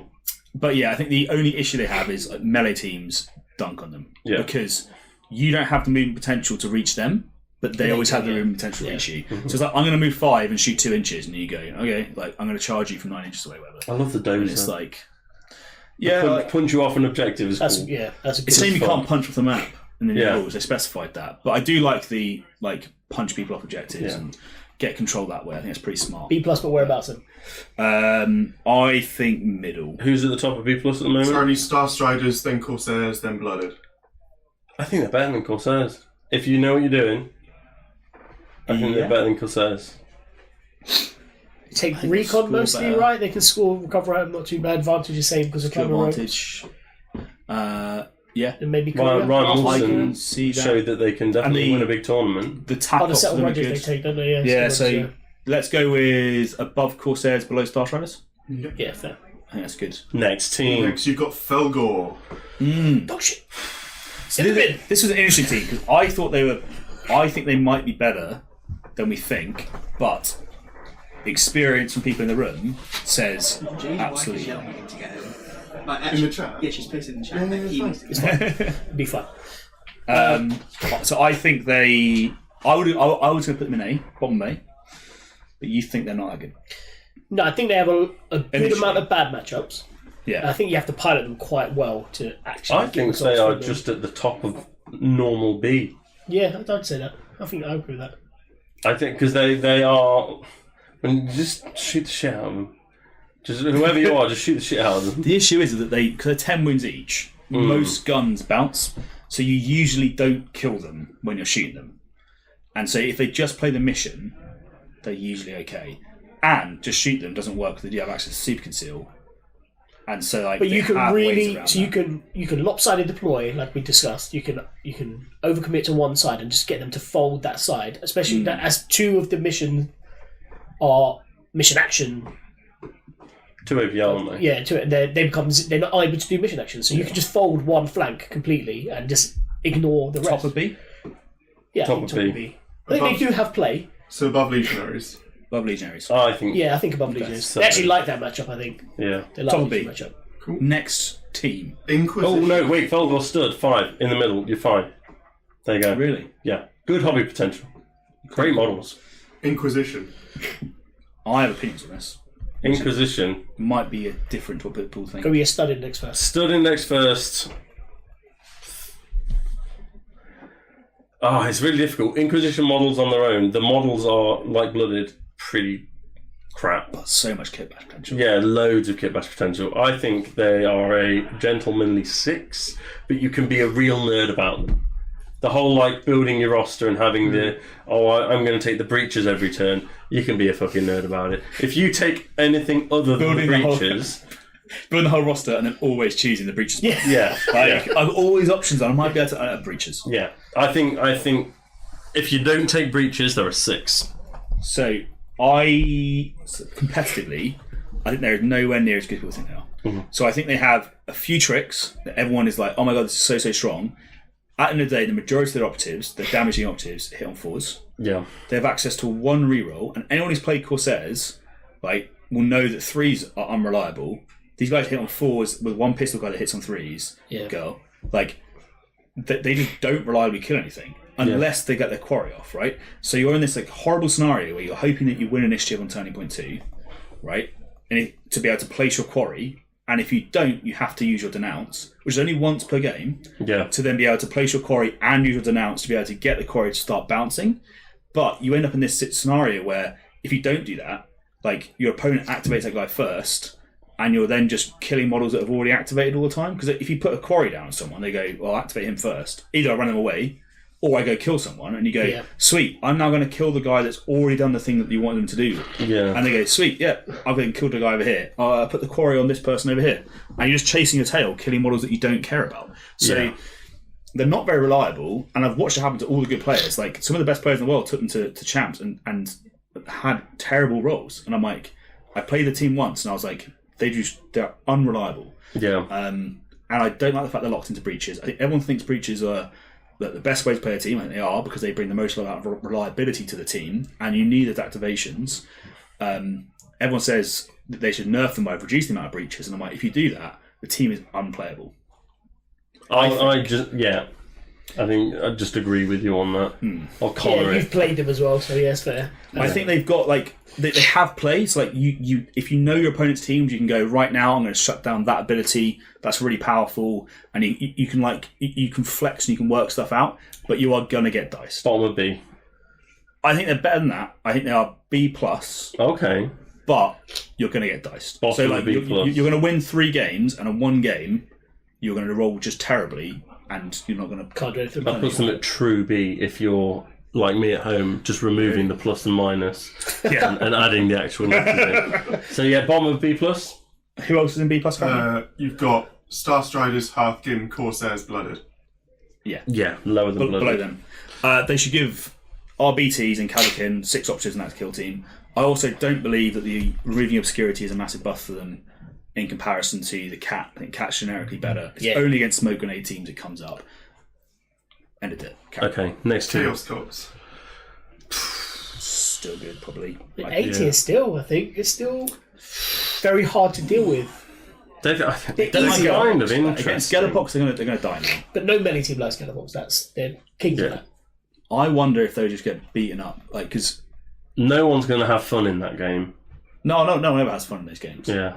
Like the mirror match as well. Like the mirror match between them was just bizarre. So, God, the fact that the first ever world championship was a mirror match between cults was so fucking boring. Like no anger or disdain towards Javi, and what was the winner called? Alexa. Nice guys. And Javi especially, literally lovely guy. Javi's a great dude. Like absolutely great dude.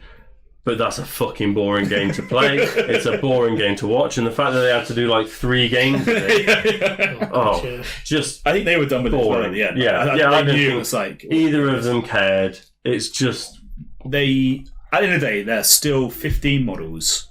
They still play the mission really well. Still heal. They can still heal. They still get 14 off the charts because and they can dash everyone forward if they need to. You think they're like S still then? I don't think they're S. No, because they're not as good as. Well, no, Gellerpox will only put A. So I think Commandos will beat them. Gellerpox will beat them.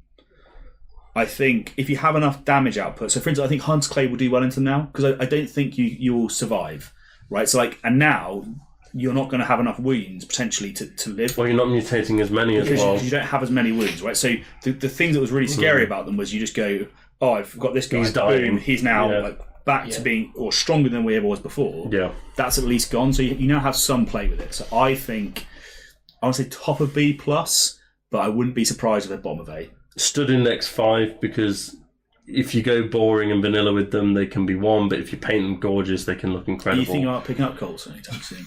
I might be. I might be. So you know what? They're one of the teams that are really like.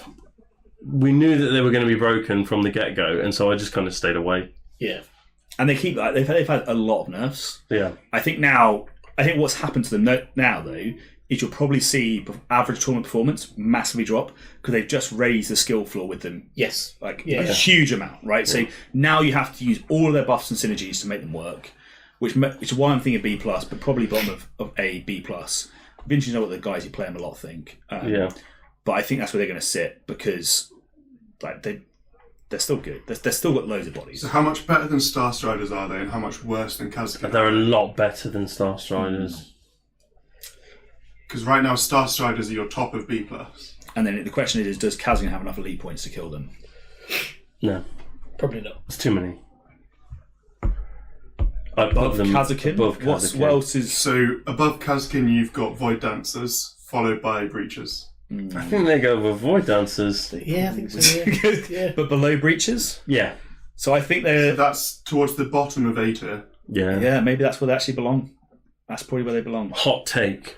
That might be a hot take. If you've stayed with us for 4 fucking hours. But just watching the top guys play with them, I'm like, I know what they can do.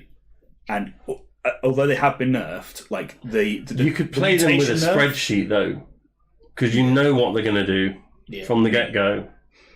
And it depends on how hot you roll. The healing thing was the impactful change because now you can do enough damage to kill them. Now you might actually have to think when you're playing them. So now they're going to have to be really smart when they put their icon for the damage reduction. They're going to have to And if you can kill that icon early, I think you're going to be a place. But I still think they're going to be against a lot of those teams really good. Next team. The one-man army, Justian. No, we've got 3. And it's We've got 3. Justian. And I suppose while you talk about this one, if anyone wants to put questions in the chat, we'll answer them afterwards. Jason might have to run I'll be going home. Yeah. We'll answer. I am holding back the fucking Dead Sea. I need a piss so badly. Right, Justian stood in next 1 because everyone that's got them previously also had an Intercession team and they just wanted more vanilla ice cream in their life. Yeah, fair. They are boring. They're even more boring than They're more boring than Intercession because you're trying to make them more interesting. Like you've tried to make, like you've put a Glacier Cherry on your vanilla ice cream and now you think it's a sundae. No. There's no hot fudge sauce on there. There's no brownie bites. You're telling me that this is a sundae and it's not. Oh, dear.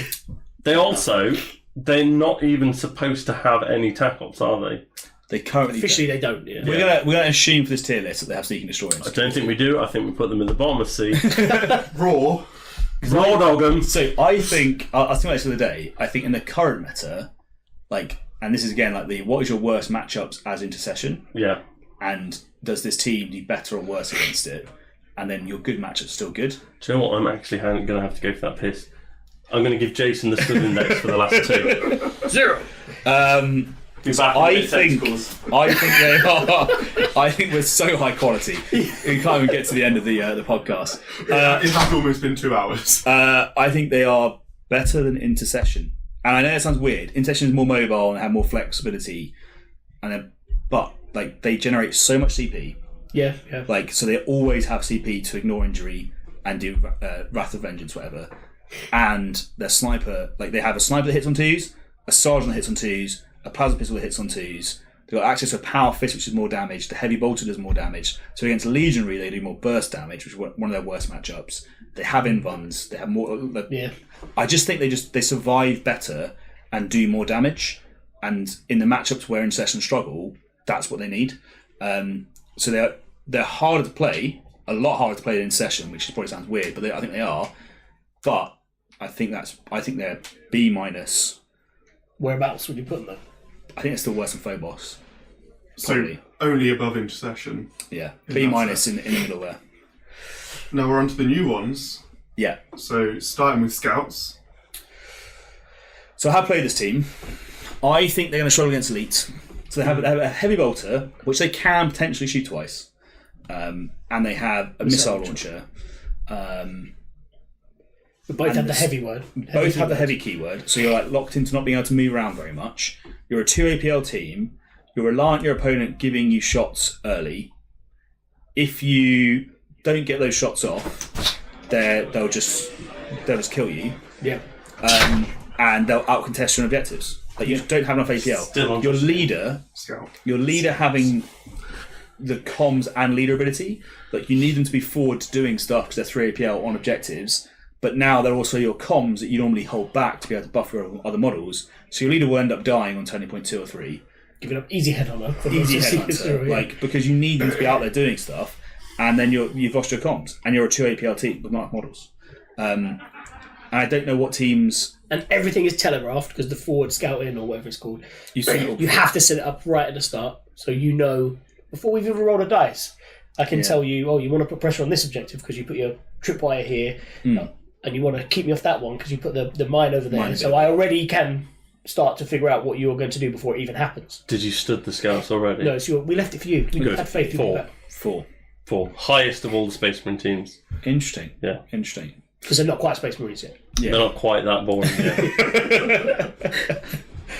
yet. So I think that'd be mid, like B, middle-ish. Yeah, I think B. They're not numerous enough to pose a threat to many hordes. Only 9 models. That's not gonna. They're gonna get out activated. So they have shotguns and they will kill stuff. Yeah, but they're be good on an they ITD. don't have enough. No. Because they're only 2 APL, and your leader is locked in a room with them. So you know that's like, so cool. You can dash to the door, and you have all your teams on the doorways early on. But you want to open the door and move in, and you're always against a shooting team. They're always going to get the last laugh. I think they should have the reduced wounds compared to a Space Marine, but they should have 3 APL. I think so, or a free action. 9 wounds, 3 APL would be kind of interesting. 8 models. They just need something. And I think on ITD they're going to be stuck behind doors. And they're not going to get out. Because only 2 guys can open it. The leader has to open the door. And then he has to be visible to someone else to give him the APL. So you're then locking your source of comms and 3 APL in a room with someone else. So I think they're going to struggle. And their weapons being heavy kind of sucks. Yeah, that's horrible. So they have some really reliable shooting though. Cult style ambush, rerolls, all that sort of stuff. Really cool. Balance on the target. Love it. All good stuff. You're just going to get beaten on the mission. That's where they're going to lose. Is you're going to be outscored. They're very similar to Hand of the Archon. Yeah, very similar sort of thing in that. Hand of the Archon can. Where do they come then? B tier. Who else is in B? Legionary, Hierotech. Fellgor, Legionary, Novitiates, Exaction. Not Wormblade. Yeah, Wormblade, and then Hierotech. I think they're going to be above Exaction in B tier. I mean, we've not played them. We're deferring entirely to you. Yeah. I'm going to stick them just above Exaction and beta. And below Novitiates. In fact, no, they have no rerolls. Put them below Exaction. And above Wormblade. Above Wormblade, yeah. And then last one. Yeah. Kane. Not the Eldari team. Is this the last team? This is the last of the bespoke teams. I think really high skillful, complete glass cannon. People are going to take ages to figure out how to play them. Right? Because they've got so many different abilities, and people are going to be picking the wrong ones. 3 different aspects. 3 aspects, each with 5 abilities. Just wish they just put the other 2 in there. If they could just put Fire Dragon and Dark Reapers in there, which would help them against their worst matchup, which I think is going to be elites. Yeah. So now the reason why I think this team's good is against all your mid-range teams and your horde teams. They're going to kill them. They're going to outplay you on the objective. They're going to be really, really good. I think against elite teams, they're going to suck a little bit. And I think all their abilities is just so good, and the worst one is their turning off reroll, and it's when you want it, and that's the bit. So you charge one in melee, and you roll badly, and they just laugh, and they get to roll their dice as well, right? So they get to see what the outcome, and then you go, I'm going to spend a CP to reroll. And you go, no, you're not. Boom, I'm taking it away from you, and they just kill you, and so that is such a good durability buff. They also have just a scratch. They also have ways to get more CP.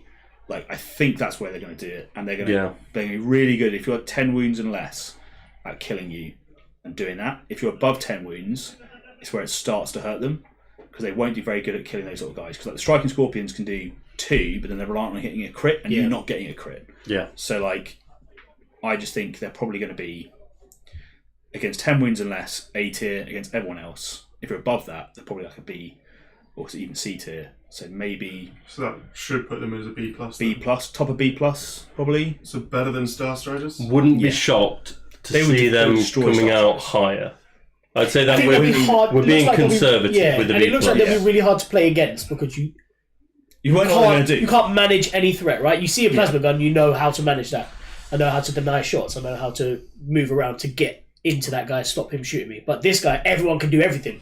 So they outscore really well. So especially as you start turning points, you cannot set up against them, because every guy can do all the things you're worried about. Yeah. And until you start going through the turn to know, okay, you've used that aspect technique, you can't use it again if you've got a split squad. Yeah. And you can't even like move, block him in ITD or anything like that, because they're going to move past you, do mortal wounds as they go, and then move on to the objective and take it from you. So like they're going to be doing this like constantly. And if they focus on the mission, they're just going to outscore you. Yeah. And they have so much APL to do that on all the objectives. I don't know what you do, and they're just going to score. So they've got so many abilities. I think either bottom of A or top of B plus. Put them at the top of B plus, and then we'll conservatively. Yeah. But we did say we'll do this again. In next box set release, maybe. Yeah, to see how it's settled. See what we should be quicker next time because we'll just be moving them rather than relaying them out. Are they so strong that they're going to get an emergency nerf? No, I don't think so. I don't think they'll get an emergency nerf, but I think they will be good. And I think with the fact that there's going to be less elite players, I believe, against all those other teams that get to the top tables, they'll perform really well against. Yeah, I think they'll balance out because the average player probably will struggle to get to grips with them quick enough to like affect tournament stats. They won't be like hundreds of them winning tournaments, but the top players will probably pretty worried about going up against them with blooded. Yeah, because that's their bread and butter. It's like Striking Scorpion charges you, take 2 more wins straight away. If they roll a single crit, they one hit you. I mean, they get 10 operatives, don't they? No, they get 8 operatives. 8 operatives. Each operative is so much better than one of your blooded guys. Every single one can double kill. Yeah. And all they need to do is, like, as Harlequins play it, they're probably near Harlequins. I think they'll like Harlequin matchup. Yeah, I think they're very similar. But they're going to commit to those objectives with 3 APL. You're going to have to commit 2 models, and they're going to double kill them. And so, like, you're then in a scenario where you go, they now double charge me, they spend a CP, they fight twice, and then they do a technique to then disappear off to the side and reconceal on the objective, and you go, I've just lost 2 guys, and they're still going. Yeah. So I think they're... I'm going to go bottom of A. I've changed my mind. Bottom of A. Yeah. Below Kazakin. Above Kazakin, you've got... Yeah, they'll score better than Kazakin. They'll definitely score better. Above Kazakin. And then, so below Void Dancers? Definitely below Void Dancers. They won't enjoy that match. No. Because the Void Dancer will just fly over them and kill them just as easily as they kill other people, contest objective just as easily. The Void Dancers have better long range shooting as well. So I think they're going to be there. My take. Cool. Then that is everything. Interestingly, about 2/3 of the teams are between A and B. That's a good place because to be. the game is in a good place. Like it's not. There are less outliers. The majority is just barely an A tier. And it's interesting because, like, before this, I did a tier list in isolation. But when you hear other people's points of views, it does change it. And we are different from what I just thought on my own, which is, I think, is good because that's what you need. From the provisional you've been talking about. Yeah. So I think that's pretty cool. Right, you probably need to go home. You do. And then we'll... Oh, shit. You're in trouble. 8 PM. Bye. So we'll say goodbye to Jason, and then we'll do a quick... 5 hours sleep. Bye. We'll answer the chat questions, and then... At least I don't have to do a job where I have to concentrate. Yes, I think so. So... You just stop the train. What questions do we have from chat? Do we have any? We've got a few from different points in time. Don't read that one. That's... I mean, a lot of these are tentacles again. So fucking hell, tentacles! Get your money worth. Get your money's worth. Love you, bye! See you later, dude. Appreciate it. So the first one is, which team do you think is best... this is quite a while ago.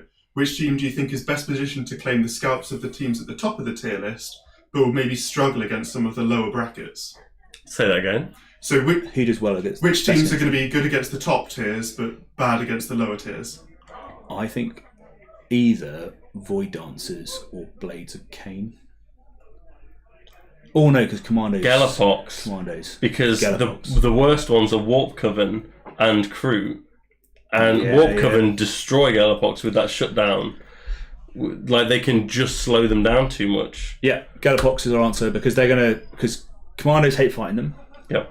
And the other teams of the meta hate fighting them. Gellerpox stomp the rest of the teams at the top around them, I think. Yeah. Like, even Breachers don't like fighting them. They don't have damage potential. Gellerpox, I think, is the pick if you want to do that. Winner. At some point, I can't remember who had asked it, they said, can we get the stud list on its own? As its own product. So, to do that. I mean, I assume that I have fans now. Yeah, I mean, I would describe it as a cult. Yeah, so what I would like you to do, Tentacles, is go back over this 5 hours and I would like you to Write out the stud list for me because I can't remember. I'll have to set you up with paper and pen. Yeah. Get you to it. Yeah. Any So more? yes. The answer is yes. Someone do it for me. There's still quite a few. So the next is another tentacles. Does Chris's hatred of contrast paint stem from the time he was kicked out for drinking Skeleton Horde in the Warhammer store? Yes. And I would have you not mention that again. So I use contrast paint on every single mini I paint. Every mini I paint starts with a base coat of contrast paint or speed paint or whatever your flavour is.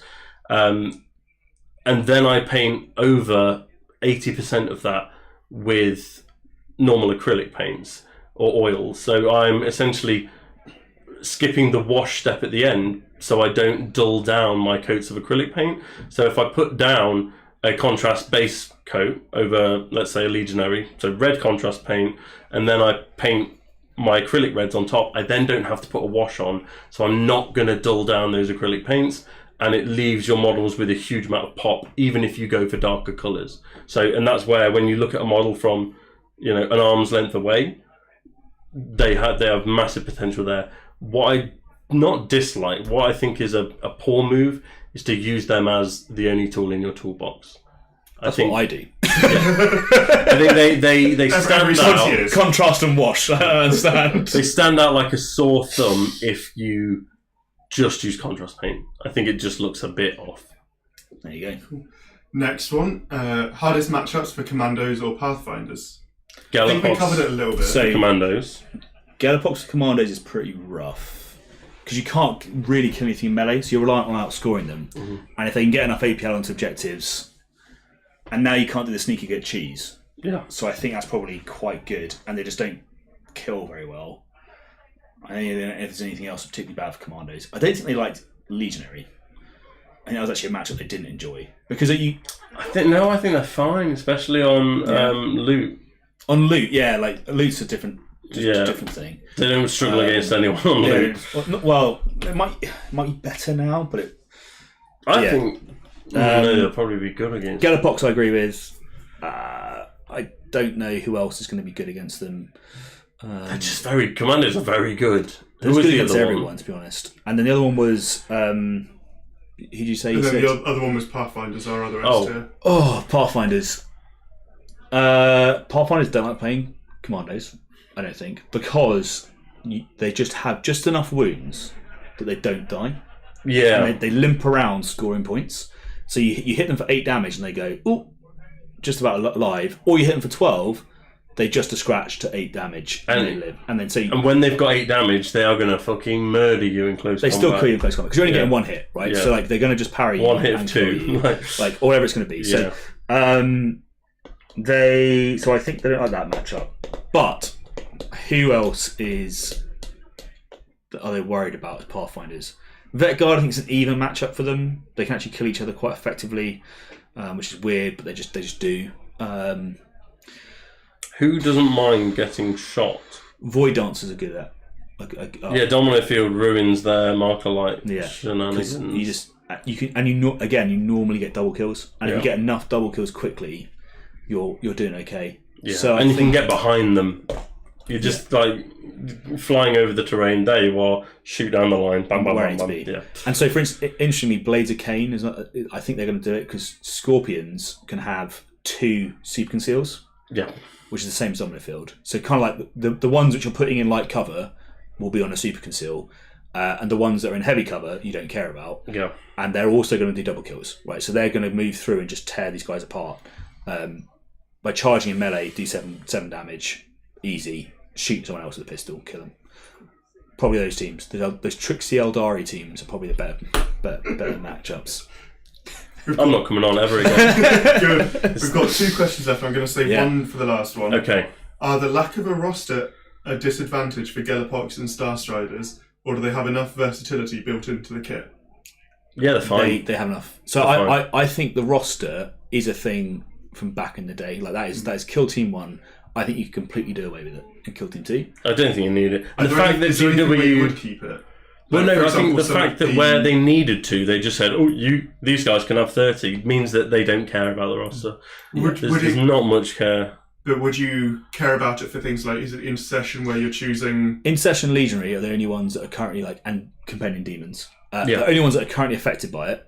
I don't think... And it wouldn't ruin them for you to remove it. Yeah, if you gave them all the options, it would be fine. And I think you would see those teams perform slightly better maybe, but I don't think they're going to perform particularly well anyway. So actually maybe that as a core rule change would help those teams. Yeah.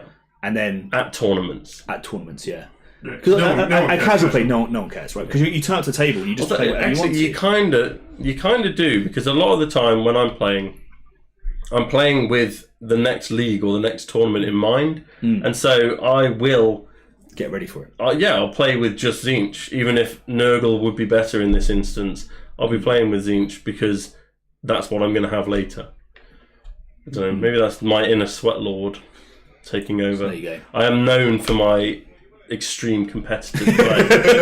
It's what I'm best known for. It is. Anymore. And then the final one, I'm going to change it a little bit. You've entered into a theoretical tournament by the end of January, so let's say Warhammer World or the Bristol tournament or LVO. Which team are you taking and why? So, I am an Imperium fanboy, as we know. Not in that way. Simperium. Yes. Simperium. Probably Kazakin? You meta-chasing Probably sweatlord. Kazakin. You just don't want to look bad. I just don't want to with play Commandos. Yeah. I just don't want to play Bottom Commandos. A when you've given Imperiums of Breaches and Vet Guard as higher. Above. So I don't. So Vet Guard, I probably should play Vet Guard, but I find that boring. Yeah, boring. Your stud index will collapse through the find that floor. boring. And Breaches, maybe Breaches. No, maybe Breaches. don't do it. But don't do it. I played a lot of Breaches, so my issue is I like new things. So I haven't played any Kazakin. The highest stud index score for an Imperium team, I think, is Inquisition. So the Inquisition, maybe. Yeah. Yeah. Again, I just know that I'll just whiff. So I don't want to whiff. And one of the things that I think if I'm going to a tournament, I want to lose my games by making bad decisions, not dice. Sure. I like that. I like when I leave a table and I go, I made a really bad choice here. That's cost me the game. Yeah. And I think Kazakin will give me the best option to do that. So therefore, I would enjoy the tournament more by playing Kazakin. I think. How many rounds is this tournament? It's a big one. It's a big tournament. LVO's 6. LVO's 9. 9. So between 6 and 9, 3 let's days. say. So I'm taking Blooded because I want to have fun. I'm playing a game. I'm not earning money. You're paying. I'm paying money to do this. I'm taking Blooded. I'm having fun, and I'm shaking hands with the guy I'm playing with. I just realised that you're gonna hate me, right? The two teams. I already do. I know you always do. The two teams that I want to play at the moment is just Ian and Kazakin. I said, ready sorted crisps, good to go, and no mayonnaise. It's a bit too spicy. Yeah. Hold the mayo, please. But yeah, so I've got and halfling salvages. That's all right. Oh, maybe Halfkin. They're all right. Do it, Halfkin. Mike's painting them for you, isn't he? They're going to be lovely. They're getting painted. So the team that are in progress is just Ian and his mates. They're being done as all the individual chapters. Yeah. And Halfkin salvages. And they're being done with a bit of a Polish flair with them, aren't they? Red and white. What, the Halfkin salvages? Yeah, Halfkin salvages. For that grudge token. Yeah, so because they are space Polish. Yes. Everyone knows this. So yeah, I think that's going to be maybe Halfkin. You could get some little flags as their grudge tokens and just have the little Polish flags. Yeah, so that'd be lovely. It's a good idea. Yeah. Space Polish. We should probably do it. Is that racist? I don't think it's racist. No. I think we're good. I think that's the least of the problem. I think Polish people, if you think I'm culturally appropriating your hatred and grudges that you're holding against other people, let me know. No, what you're being a xenophobe. You're not being racist. No, not at all. Okay. I think because it was signed off by Mateusz, and everyone knows if one person from a culture says it's okay, it signs it off for everyone. It's like I have one black friend. Yes. So I'm now able to... anyway, so... Signing off. Is there any final questions to the community? No other questions that have come through. Do you want to stop this one and do another one, or do you want to just let it roll? I think we stop this one. I think we'll stop this one, reset, and if people want to tune in for a bat rep, I'll play my Kazakin that I haven't played yet. that much into Highfleet. into what Probably. So I wanted a really easy game. into something. So something. we'll sign off there. Thank you so much for listening. This has been Turning Point 5, and we'll see you next week. Maybe? Wave like the Queen. We'll see you next week. Wave like the Queen. So that brings us to the end of this episode.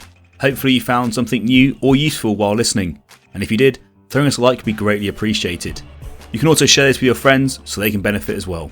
If you want to make sure you don't miss any episodes, make sure you subscribe to the channel and set the bell icon so you get notifications as soon as the next episode drops. It really is the best way to help a small YouTube channel like ours. If you can't wait and you want early access, you can join our Patreon, where you get exclusive access to all of our content ahead of time, as well as exclusive videos, access to our Discord, patron priority questions, and tournament rewards. If you are an existing patron, let me take this moment once again to say thank you for all your support. It really means the world. As always, we'd love to hear your thoughts and feedback. Just drop a comment below and we'll get right to you. Thank you so much for listening. I'm your host Ryan, this has been Turning Point Tactics, and we'll see you next time.